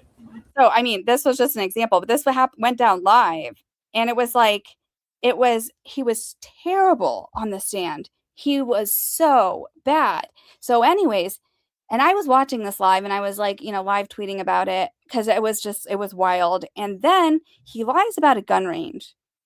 Okay. And he says he doesn't know. He says, because there's a a video of him at a gun range, but from his Insta that he had deleted, but he said that he doesn't know where it was, where that gun range was. And it was like, how do you not know where it was? You know, because I'm actually a member of my local range, and it was interesting because this was in California, which I had been to many, many times, and I had actually a favorite gun range there, and it closed because it was indoor. There's not that many indoor gun ranges in California. It's not the most like gun-friendly state. So when he said it was indoor, and this alleged shooting, allegedly he supposedly shot, he was supposedly shot by ASAP Rocky, which we'll get there because there's no bullet wound or anything. But he said that, but he said that it must have been in New Jersey, like it was in California. He kept saying it was not in California. And I was like, well, let me just look up California. And then I did. And then I compared it to the video and that we saw in court. I was like, I think I found the gun range, y'all. And I posted it, and some people, like, they couldn't believe it, but just watch this. This is the fact. I wonder, hold on. Sometimes it's better when I do this in, okay. That the internet pulled this up is wild. I think this person doesn't even know. It's called the page is called Don't Fuck with Justice. I'm about to follow back. Like, I'm about to follow. Don't F with Justice posted 2 photos on Twitter of you at the shooting range and Los Angeles Gun Club at the I don't know about none of this. Hold on. Over the weekend on Twitter, somebody posted that Relly was at the gun range in LA, and it proved that he was lying. So here's what Relly did. Yesterday, after this came up on Twitter, the internet strikes again. Tacopina found out. So Relly picks up the phone. He's like, oh shit, I gotta call the DA. Relly calls the DA and it's just like, hey, you know, I made a mistake. I had to go and double check because your question asking. I made a mistake. So I noticed how when we started the redirect, the prosecutor was like, the first thing that they talked about, hey, Relly, you called us over the weekend. You wanted to make a correction to your testimony. Is that right? Relly says, yeah, that's right. Okay, tell us what the correction is. And it's about the fucking video at the gun range that somebody on Twitter found. I've never, ever seen anything like this thing. Taco Pina became Taco Peachman. Yeah. He said he's done with them. I've never seen an attorney demolish a witness on a stand like that. Yeah, so that was a true story. And basically, you know, let me go back to here because I'm going to pull this one up. Yeah, because like, so this is, oops. Yeah, so this was like this was the one. And so I was just because I was like, there's not that many indoor, which is funny because he kept saying on the stand, like I don't know where I was, but it was not in New Jersey. It was not in New Jersey. And I remember looking up indoor ranges in New Jersey, and they have more indoor gun ranges in New Jersey than they do Dunkin' Donuts. Like there was so many. I was like, that would take forever. But when you look up indoor gun ranges in California, and especially Southern California where this happened, there was not that many. So it did not take me very long when I was comparing, and it was a very unique. And so I had just posted it. I didn't know if I was right or not, but I was like, this looks pretty similar. And I posted it like on, it was Megan Kuhn. She was one of the biggest reporters covering the case that had the most views. Cause I was like, if I'm right, you know, I want to make sure someone sees. If I'm wrong, you know, whatever, I want to make sure someone sees so they can call me out. Cause the other thing was, so usually when you go to a range, the most people just, they pick the first target because it's usually the cheapest or whatever. So like even the target matched the first one that was hanging on the wall when I was looking up the pictures. And then, yeah, you can see it like hanging there, like when you walk in the LA Gun Club. And I was like, that looks a lot alike. So it's just very interesting, like very unique on the top of the, oh, I wasn't using the right screen. Or can you see my, yeah, you can see the pointer. See like the top, the whatever those are on the top there. I just thought it was very unique. So apparently I was right. And yeah, the guy was such a liar, but it turned into a whole thing. So wait, let me go back. Let me see what my next one was. And I was just like, but why would he lie? And then, oh yeah, then this part was funny. Okay, wait. Oops. Oops. Shooting range is with Los Angeles Gun Club, right? Okay, yeah. So that was posted at 2 o'clock yesterday, as it says on the post. And coincidentally, right after 2 o'clock, you called Mr. Sloan to say, I remembered I did not see this, and I put that on the stack. I did not see this, and I don't need to see this. I told you. Mr. Efron, let me finish the question. So it's your testimony, sir, that it is a mere coincidence that minutes after, let me finish my question. It's your testimony, Mr. Efron, that it is a mere coincidence that minutes after these pictures were posted on the internet by somebody entitled named Don't F with Justice, pictures posted showing you at the Los Angeles Gun Club on October 19, 2021. It's a mere coincidence that you then have to call the DA within minutes of that post to say you went back and looked at your Instagram and somehow you refresh your recollection that you were in Los Angeles on that day. I mean, you just listen to yourself. It took me all day. It took me from Friday. You're alive. I had to figure it out. Anyways, this guy, I mean, and they still went on with the case, like at that point, but then it got really crazy. I didn't know if I want to play the closing statement. Maybe I'll go to, but let's see, because I don't know if you guys are bored of this yet, but I wanted to show you, because the lawyer, okay, so, oh my God. Yeah, it started getting really wild. But this, okay, so we'll just go here. So this part was also really funny. So at the time, ASAP Rocky, let me see if this is coming up. Hold on.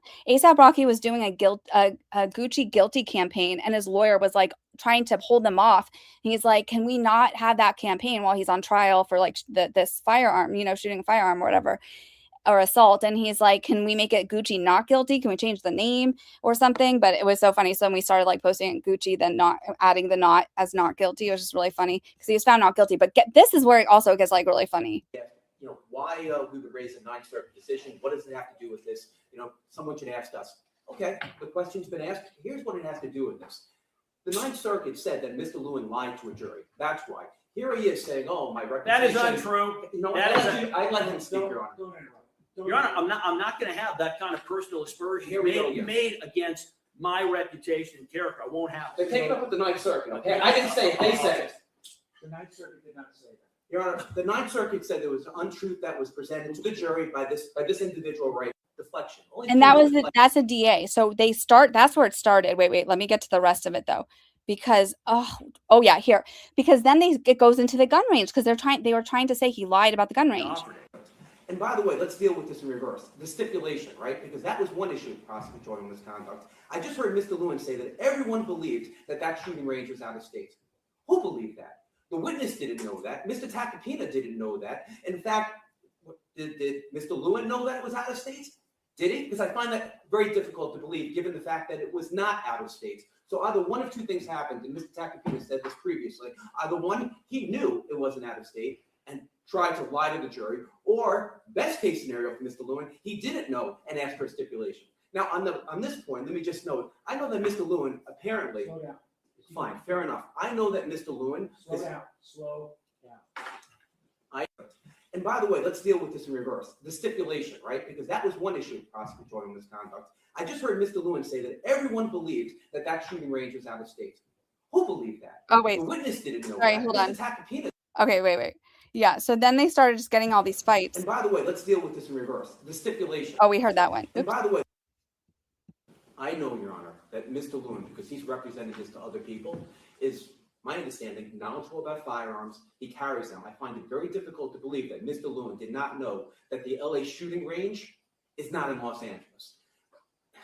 So when he's here trying to bolster his own reputation... You know, I'm going to ask the counsel not bring up anything personal about what I do or do not do when I'm outside of the office. It is absolutely inappropriate. Sure, that's fair. Well, Your Honor, when this individual, Mr. Lewin... Just talk about your motion. That's what I want you to talk about. Well, if Your Honor, I'll I've read it, all 11 pages. Thank you very much, Stick to Your Honor. that. Yeah, so I just thought it was pretty funny. And then this fight. They got in a huge fight. This was all over the shooting. Once they found out that they were lying about the shooting agent. And here's the thing. This was the state's witness. The state, they could do whatever they want. Again, this is LA DA. This is not like some little small town DA. This is a DA that has a limited amount of money. They could do whatever they want. And this witness, they didn't even go and get the metadata on any of the exhibits that they were going to use, or, or ask for it like in his Instagram, or check out this guy's story at all. They were just like, yep, we're going to go and try to get ASAP Rocky, even though no one was injured. There's really no victim here. It was crazy. But so the fact that the DA was like, well, they made a stipulation, right? When they were asking about the gun range, and they're like, well, you just put that we don't know where it is. And so after I found where it was, and then it was presented in the court, it caused all this chaos. Like my grandfather was like, you got to stop doing this shit. It's not just about had it with him. This from a lawyer who asked in front of a jury for a stipulation that a shooting range was not in California, when either he knew it was in California or had no idea that it was in California. Okay? So he literally asked for a stipulation in front of a jury that he knew was not true or didn't know if it was true. And that's unethical.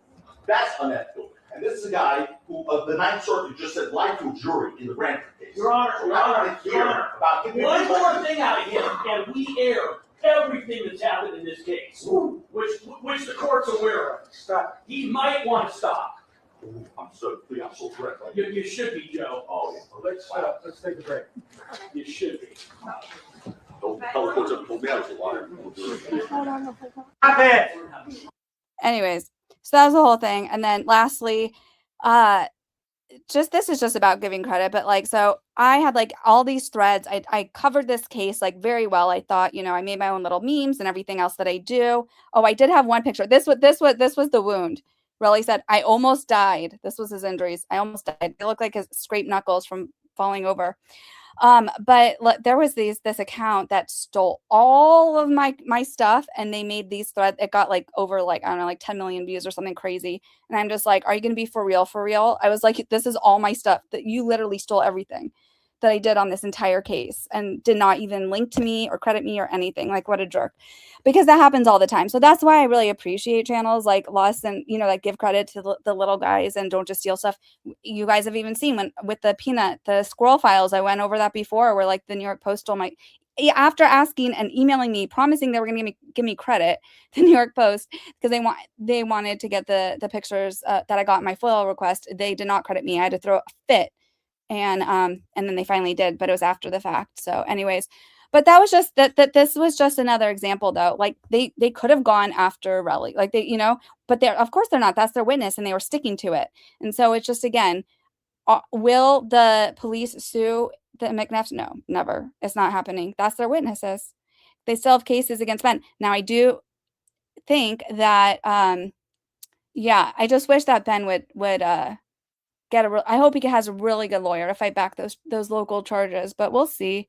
That was a total sidetrack, but I just wanted to share it with you guys because I thought it was all kind of, interesting. Everything kind of linked around. And let me check in with the chat. I probably lost a bunch of people. I don't know if any of you found any of that interesting. Oh, look, we have some super chats. Thank you for your work, says Nailhead. Well, thank you. And thank you for all your support. And I love your name. Did you make that after a Nailhead broke the window for Dan McNeff, or was that always your name? Well, thank you so much. I appreciate that. That means a lot. Hello, Mark says, Hype Train, I sent you an email. I'll give you the link for my Twitch interview I did today when it gets dropped. Justice for Tattle. That's so awesome. Thank you so much. I really appreciate it.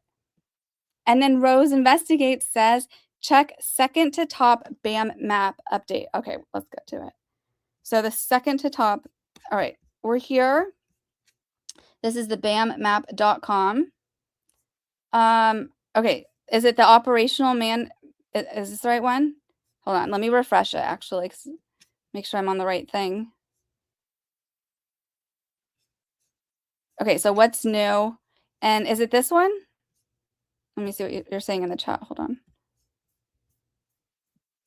Yes, that's it. Okay, I'll open it.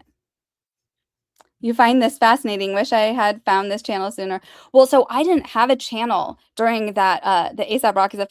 I don't know, it was so funny. I just remember because like I had taught my grandfather how to use the YouTube. Like we would watch some cases together, and like we watched the Gwyneth Paltrow one together, and so we started watching some of this together. And then I told him, I was like, I think I found something.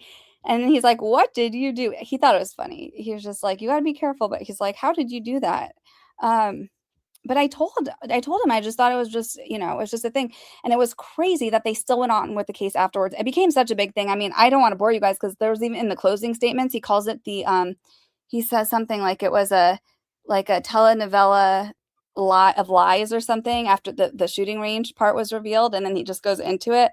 I mean, it was really wild case, but and I didn't, not like I care, not like I want anything or anything. Like I was just doing what I always do. And I just, just contributed to the conversation, but like, I wouldn't have minded getting like some Fenty or something thrown at me. Cause Rihanna went to the trial every single day. She was there sometimes with the kids, she supported him every single day there. It was a very fun trial. And I'm glad that justice was served and that what's funny about that one is the whole argument from like was they were like, okay, well, if a gun was shot, like they couldn't find the bullets, and then they're saying that like Rocky never even carries a firearm, he only carries like a prop gun. And so the DA was like, well, that's so stupid, no one carries a prop gun. But the thing is, all the witnesses on ASAP Rocky's side were very credible. They all sounded very believable. They were all very personable with the jury. Then you had freaking Relly who was for the state, who like he was lying about everything. And so I'm just showing like that's why like you put someone like Ammon on the stand. His lawyers know. He can't like he can't tell the truth like if his life depended on it. So. And the juries can pick up on that, and they know, and it's just not a good look. It's not a good look at all for BAM. This will settle at some point. I just hope there's no NDAs or anything. So okay, so let me see. Did you answer me, Rose? Which thing it's at? Which thing it is? Oh, 4 to 5. Is it this one? Hold on. Go Solomon. Oh yeah, Solomon Runner. Yeah. Okay, I can't tell. You guys have to tell me. Yes, it is the okay, so operations manual. Okay, so that's the one you want me to open. Sections 4 to 5. Okay. So it says the operations manual, sections 4 to 5. Primary source. And by the way, what all of y'all are doing for this case is way better than like anything that I did, for like that. I'm just showing an example. There's just like an ironic example of the DA once again doubling down and the state doubling down with their own witnesses. But like what I did, that was nothing compared to like what the community for this case is doing. You all have exposed so much, and that that's why it would be cool if it went to trial, but it's not. I don't think it is. Okay, anyways, section 3 of the Bricks and Minifigs operational manual requires every owner to end every email with one sentence: that they independently own and operate their store. Oh, is this new? Sections 4 to 5, now published, are where a reader finds out how independent that is. The company builds the store's website and social accounts and will not let the owner post until it says so. It inspects the store twice a year and calls the visits, quote, compliance. It dictates how the books are kept, and it takes its fees by standing debit from the owner's account. And it takes fees by standing debit from the owner's account where any other arrangement is a breach of the agreement. And on page 35, in the chapter that defines the owner's financial obligations, sits a sentence no employee wrote to a franchisee. An AI chatbot's reply pasted into the binding text with its greeting still attached. Wait. Hold on. I didn't process that last sentence. Okay, on page 3 on page 35, in the chapter that defines the owner's financial obligations, sits a sentence no employee wrote to a franchisee. An AI chatbot's reply pasted into the binding text with its greeting still attached. No way. So you mean they wrote this with AI and then left in the AI part? Page 30. Okay, so we can link to it. Is this the link? Okay, so this is section 35. Okay, wait, but let me go back because you guys are going to... Okay. Between the past... Oh, I'm not sharing. Hold on. Between the passage on tax compliance and the heading 3.5 financial planning reads as follows in full. Certainly, here are the extended financial planning and budgeting sections, including the specific areas requested. Shut the front door. Each section is written at a 9th grade reading level. What? Okay. So they did cite their source. This is very important. So it says, so where is this? Hold on. Oh, it's down here. Wow. Wow, that's so stupid. They're so stupid. I mean, we knew they were using AI. This is like how you don't use AI. And that's why when people give me crap like about my AI song that I wrote, it's just like AI sings it and the music, but like at least it was for a good cause. What the hell is this? That's like, how seriously can you actually take this company? They had lawyers that are supposed to look at this. No one caught that? Wow. That sentence is not addressed to a franchise owner. It is a writing assistant's answer to whatever prompted it. It acknowledged a request, the specific area requested, announces delivery, here are the extended sections, and reports back the instructions it was given, written at a 9th grade reading level. The prompt is gone. The reply, greeting included, was pasted into the manual, formatted, I can't say that word, paginated, and distributed to every store in the system. 3 facts follow, each from the company's own page. The financial guidance in a document whose cover makes every policy binding was, at least in part, machine generated. It shipped without anyone in the company reading the page closely enough to delete the chatbot's salutation. And the reading level was not the machine's idea. 9th grade is the specification the franchisor supplied for that chapter that tells its owners how to handle the money it collects a percentage of. That's very interesting because I remember like a long time ago, I think it was maybe in college or something, where we learned like the average, for news and stuff, it's supposed to be like at a 5th grade reading level is supposed to be like the common denominator, I believe, right? So yeah, 9th grade is pretty specific. That is really strange to me. The surrounding pages read exactly like text produced to that prompt. A budget is like a financial diet for your business. Assessing what the store needs is like binding a model airplane. The chapter compares running the franchise to being a captain of a ship twice. This is the document the cover calls confidential, forbids owners from showing their own employees, and makes any departure from a breach of the franchise agreement. The word on the cover has consequences here. To claim a document as a trade secret, a company must show that it made reasonable efforts to keep the document secret and that the document is valuable because it's secret. Page 35 presses on both at once because it leaves only 2 readings. Either the chapter's material was supplied to an outside writing service, which is a strange way to treat a document too confidential for the owner's own employees, or the chapter is simply what a writing assistant produces for whoever asks for budgeting sections at a 9th grade reading level, in which case its value does not come from secrecy because anyone can ask. Here are the extended sections, including the specific areas requested, reads more naturally as the first. The page around it reads like the second. Neither reading helps the word on the cover. So, oh, look, Morrow Hill's mentioned. Remember, that was the interview we did in the very beginning. Gatekeepers. The onboarding chapter section 4 names the team that stands up to a new store and it names itself. In their role as gatekeepers, the onboarding team is here to help you avoid problems and stay focused on what's important. At setup, the owner is routed to the companies the franchisor has picked. You'll be connected to the Heartland team for point of sale setup, Morrow Hill for finding a suitable space. Okay, so there we have it.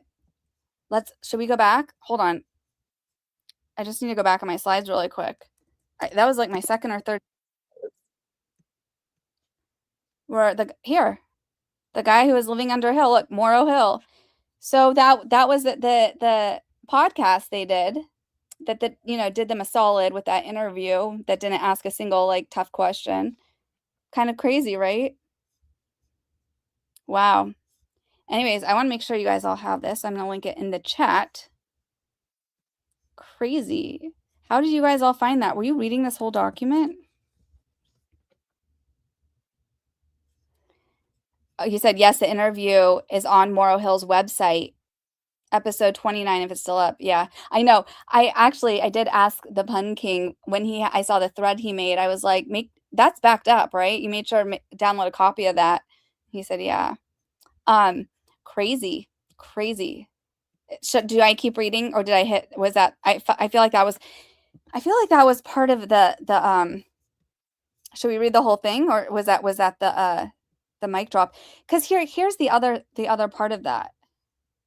There was something more up here, what you said, about where was it? The compliance and everything. Because even in Kai's phone call, like it was very strange how he was saying, yeah, should I read the whole thing? Reading is fundamental after all. Yeah. Should we keep reading it, you guys? Or what? Let me see. Need a Reading Rainbow trailer now. I used to love that show. I do think that when we listened to Kai's phone call, remember he said like, oh, well, you're trespassing because we own the lease. So that's why you have to leave. And that's why we're going to call the cops. And, but then we're going to say that we've been fined because you weren't paying the lease because it's in our name. It's like in all of these situations, it's like they always have like a tentacle. Is that the right word? Like they always have like one of their dirty little like nails or claws in something still. Like the franchise owners are never like whole. It's like BAM always has something on them. So if they want to get rid of them really quick, it's easy. Because I think the whole lease thing also happened with Relic, right? And then that was like over $500,000 their tendrils. Is that what it is? Because it was almost like it was like a $500,000 lease that they never put in their own name. They left it in his name. And then with Chrystal, like they never put it in her name, but then told her like the landlord was going to kick her out anyways, which they're the landlord. I guess they're the leaseholder. Like it seems like they own the building or something, right? Because didn't we look that up? So yeah, it's like they always have something on these franchise owners so that they can't get out. Should we keep reading the rest of it? Okay. I'll just read the rest of it if you guys want.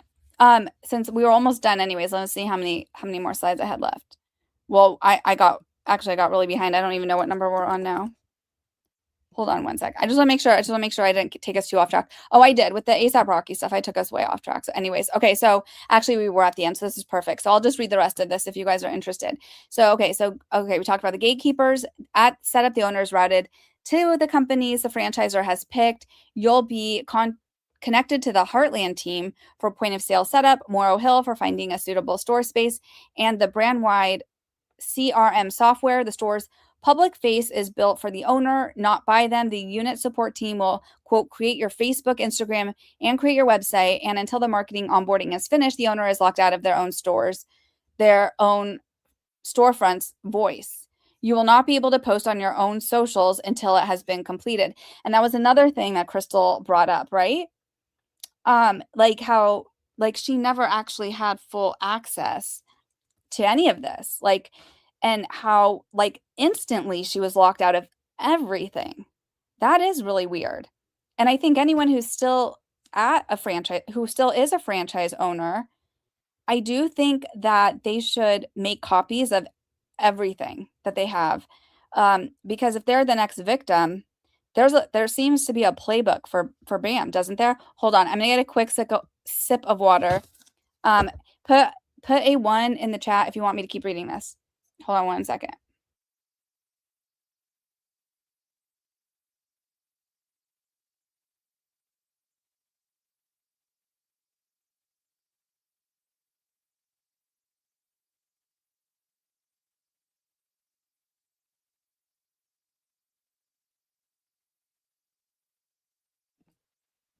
We're back. It's so funny. I probably should get an Ozzy camper in here. I think he's really scared. He's like, what the hell happened to you? With my crutches and my leg brace and everything. Okay. We're going to keep going. So, okay, compliance, because I see in the chat, you guys are so awesome. Look, Pam, I miss you, Pam. Good to see you. We have Pam, Julie, everyone, Khaleesi, Junie, Mean Panda, Mary, Elsie, yeah, you guys are awesome. Okay, so we're gonna H Havoc. Yeah, we're gonna keep going. All right, let's go. So it says compliance support continues after opening, and the manual's own word for what the visits measure is not support. Quote, field visits conducted twice a year, comprised through assessments by USAs to guarantee compliance and operational health. These visits include on-site evaluations, employee discussions, and in-depth analysis of business and marketing strategies. Twice a year, the company inspects the premises, interviews the owner's own employees, and reviews the business and marketing strategy of a store. It elsewhere requires be described in every email as independently owned and operated, which they're not. I mean, it doesn't seem like they're completely independently operated, right? And are they technically independently owned? Is that true? I don't know. The book and the bank account. Sorry, the books and the bank account. The financial chapter does not leave the owner's accounting to the owner. And they link their source. Here it is right here. We'll come back to it. Let's see what they say about it. It says, quote, BAM Franchising Inc. mandates the use of a standard chart. Sorry, let me go back here. Sorry. BAM Franchising Inc. mandates the use of a standard chart of accounts and may require employing an authorized pre-qualified bookkeeping service. The chart of accounts is the structure that decides how every dollar in the business is categorized. Here it is the company's, not the owner's, and the company reserves the right to require a bookkeeper it has approved. Collection is handled the same way. Section B5. The company reaches into the owner's account directly, and that is the only permitted method. Is that legal? Is that legal? Oh, that seems strange to me. BAM Franchising Inc. exclusively utilizes a monthly automated clearinghouse, which is ACH, process for collecting royalties and various fees. It is mandatory for all stores to provide and maintain current and correct banking information to facilitate this process. Any deviation from this exclusive method of fee collection will be considered a breach of agreement. Okay. The owner, okay. So they're saying, so this ACH thing, it takes the money automatically out of each franchise owner's account for them. So it's basically like a direct deposit, because ACH is a direct deposit thing. So, you know, like at your work, instead of getting a check, you're just like, I'm going to do direct deposit. Most of them go through this company ACH. I have a really funny thing about that, because actually in one of my old business accounts that I still have open, but the business is closed. But I had a bunch of checks that were from that have the ACH thing that like were getting cashed from my account. I was like, what the hell is that? And it was one number off from another company, and we got that corrected. That was crazy. But yeah, so that's why I learned on that. That's what I'm thinking this means, right? The owner cannot choose how or when to pay. The company holds standing authorization to debit the account. The owner must keep the banking details current, and declining the arrangement is itself a default. Raising money has the same shape. The chapter's passage on equity financing opens not with advice, but with a permission requirement. It is important to remember that there are restrictions imposed on bringing in additional franchisees to your franchise agreement. Be sure to consult with the franchise before exploring this option. An owner who wants to sell a share of their own store consults the company first before exploring. Yeah, because then so if you need to sell, you have to go back to the company, to corporate, so that they could be like, oh, nope, you're not selling. We're taking you over because you're in violation of something, something, something. It's like they never completely let the franchisee, like nothing. There's too many red flags. I feel like they always leave some sort of hold on these franchisees, in my opinion, allegedly based on what we've heard, right? I don't know. The number the fees are taken on. The same chapter's glossary notes that the figure the company bills royalties against is not the store's accounting profit. Quote, these terms are usually different than the accounting terms, and they are treated differently when calculating same sales numbers for monthly royalties as opposed to calculating accounting profitability. Read plainly, the amount the owner owes each month is computed on a company-defined sales figure that the manual itself distinguishes from the store's profit. This is not a claim that this disclosure document misstates the fee. It is the manual noting in its own glossary that the royalty number and the profit number are not the same thing in a chapter written to the 9th grade specification. So, okay, wait, is this like the most recent one? Is this like, what date is this for? Is this like from, let me go to it. What's the date on this thing? Introduction, cover. It just says volume 10, 6/24. What does that even mean? Let me check in the chat. How y'all doing? Vague says, I guarantee they have their hand in multiple other businesses. Their tentacles. Yeah, they have their tentacles. Oh, it says, Echo-based network kind of explained about one of my comments on their stream the other night. Think they didn't quite understand where I was coming from. Oh, what do you mean? What did Vig say? What was it? Oh, Vig. Has anyone done a Secretary of State search on the name of these guys to see what other businesses they have a percentage in? Oh, yeah. Oh, yeah. It's crazy. I gotta give this shout out there to BJC Live. I feel like that was she's gone down a lot of those rabbit holes with all the different LLCs and how they've changed. I mean, I did very few basic ones in the beginning, but like, yeah, I think every name that's been brought up, they've really looked into the BAM files, Echo-based network. I mean, Les has looked into a lot of people. It's all out there. It's crazy. It is really, really crazy. Oh, and also, hold on. It is in the description, but let me just make sure, just in case. I have the Proton link to all the files, and you'll see in here, it takes like 20 minutes for this thing to load. There's so many files. And if you go to this link, I'm going to put it in the chat right now, you can see there's like hundreds of LLCs listed that are all connected with all these people and things. So I just linked that for you. Yes, good idea. Oh, Mean Panda said that was a comment on one of Echo-based Network's videos where they talked about looking into anonymous emails from anonymous franchise folks. And my comment was along the lines of, be careful, you could get manipulated. Yeah. Why did you say you're the worst mod, Khaleesi? What are you talking about? What happened? What did I miss? Did I miss something? Let me go to the super chat. Okay. So yeah, at least I didn't miss any super chats. Let me see. So we're all good. Okay. It's that what the BAM map is saying that the official documents contain. Oh, wait, what did you say up here?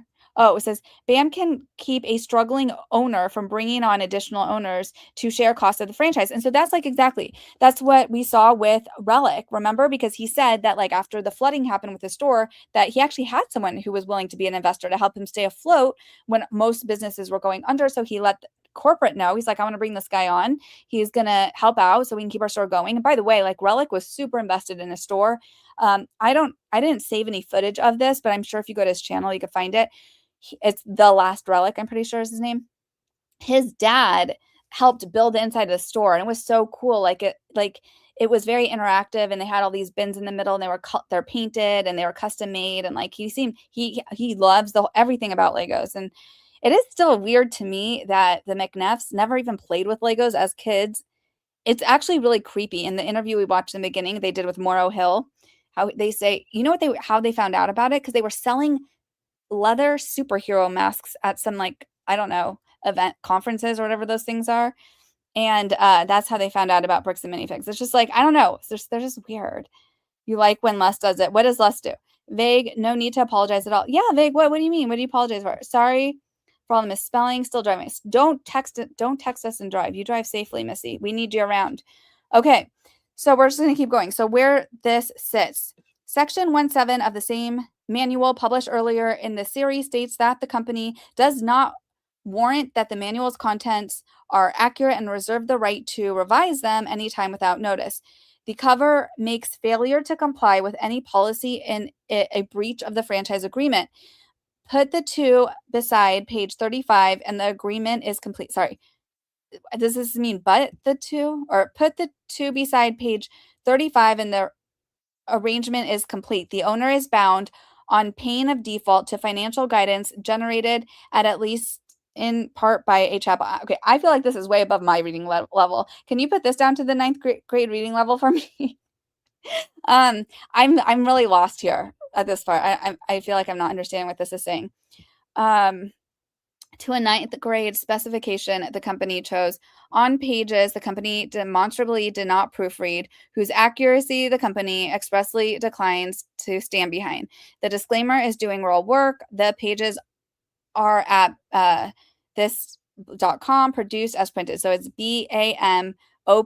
So I guess that's short for BAMOperationsManual.com. Reproduced as printed. Related material is on the disclosure and the connection board.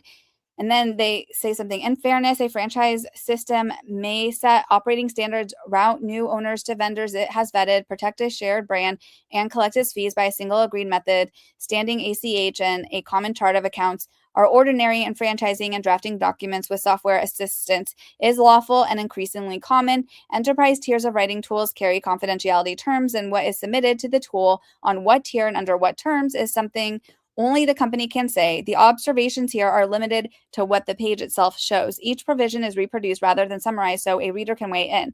The observations are narrow. The chatbot's reply is a fact about how closely the binding text was reviewed before it was imposed. The reading level was the company's own choice, and every provision quoted here sits in the same document as the sentence that makes every owner describe the store as independently owned and operated. BAM Franchising has not responded to these points, and nothing here is a finding of law. Did you guys reach out to them for comment? I love that. Good job. Let me know what they say. Can you post your response on here? Primary sources, all quotations are from the Bricks and Minifigs Franchisee Training and Operations Manual. It just says version 410.6.24. Can you guys tell me what that year that means? Is that this year? Published at, and then they give the link. The unedited assisted reply appears on page 35, reproduced as printed with an individual's email address masked and departmental address left intact. Every allegation referenced somewhere on this site remains unadjudicated, and every person and entity retains the presumption of innocence. Well done. Very well done. Look, you can translate it in a different language. Okay, so we got that's very interesting. Very interesting. It says, I choose to believe they set Tattle free and Tattle is thriving somewhere. I do wish that. I really do wish that. I hope so. I really hope so. Click translate in the top right. Oh, to translate it to what do you mean? To translate it to a different language? Oh. Well, I already read it all, so there we are. But as is BJC translation. Oh, that's really funny. So you guys definitely check this out. It was very cool. So thank you so much. So let me just go back here. So yeah, again, this is why I'm very, very supportive going back to everything that we've talked about so far. So again, in my opinion, boycott Bricks and Minifigs. I just think that you have to hit them where it hurts, keep exposing them. We keep talking about them. Even whether or not you like my video, it would be really cool if you could press like, because at least it keeps it in the algorithm as something that still needs to be exposed. And I think that, and then I think that, you know, I don't think that we'll ever see any consequences as far as like all these waste of resources and all these lies they made to the cop. And I try to show why with the DA, how, you know, the DAs, they have to stand by their witnesses. And then, but this is why I am so like excited about the Solomon Radner entering the picture. He's entered the chat, you know, he's fighting with, because he's fighting for Sheldon and the process server. And I think the other kid, Steven, was it? No, Tyler. And I wish they also would for the Mormon kid. He deserves justice too. But I think that in that case, all of these idiots are going to be called as witnesses too. At least they're going to be deposed, and it's not going to be good. So at least we know they'll be hurt in that sense. So as we close out, I just want to say thank you to my wonderful, beautiful, amazing, incredible mods, Laura, Khaleesi, Christina, the Fairy Mod Mothers.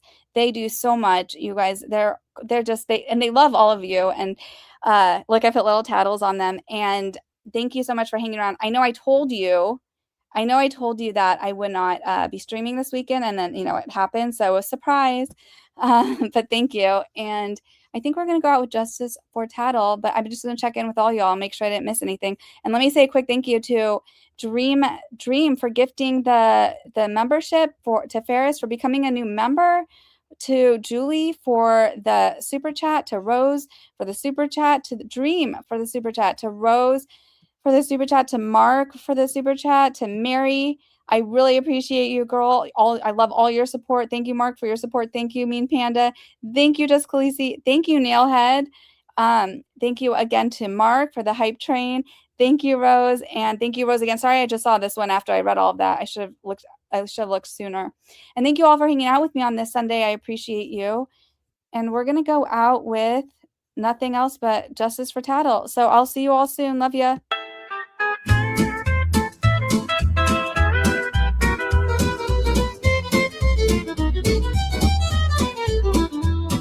Justice for Tattle, justice for Tattle. May Bam never live down these claims. Justice for Tattle, justice for Tattle. His death will not be in vain. This is a tale about Tattle, Salem bricks and Minifigs, store parakeet. You could say it's a tattle tale or a tattle tragedy.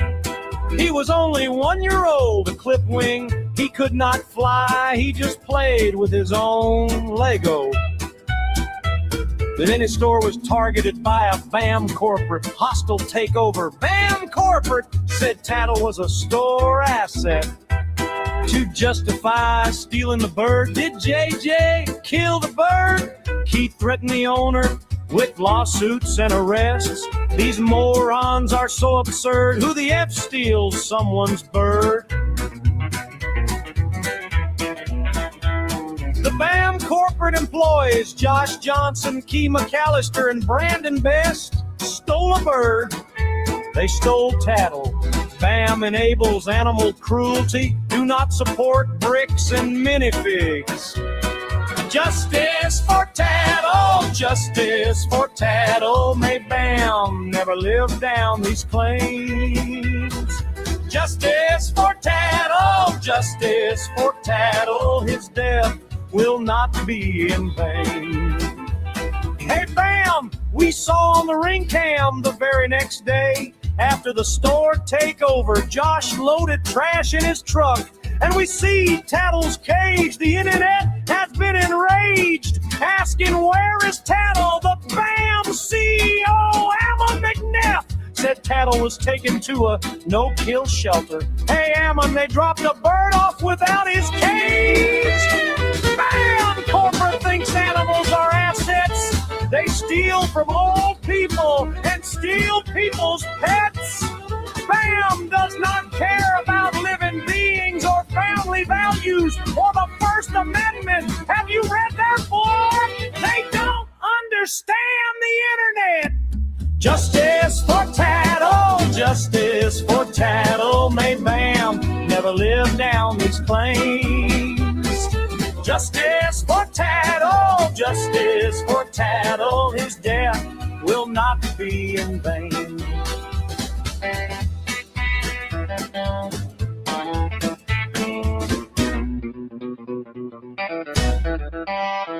BAM idiots admit they stole from Brian Mansell, yet are suing him for RICO. BAM sues victims, BAM steals pets, BAM is a disgrace. They will go down for Tattle, BAM will lose this battle. Birds of a feather flock together. BAM corporate steals pets, hashtag justice for Tattle. Justice for Tattle, justice for Tattle. May BAM never live down these claims. Justice for Tattle, justice for Tattle. His death will not be in vain.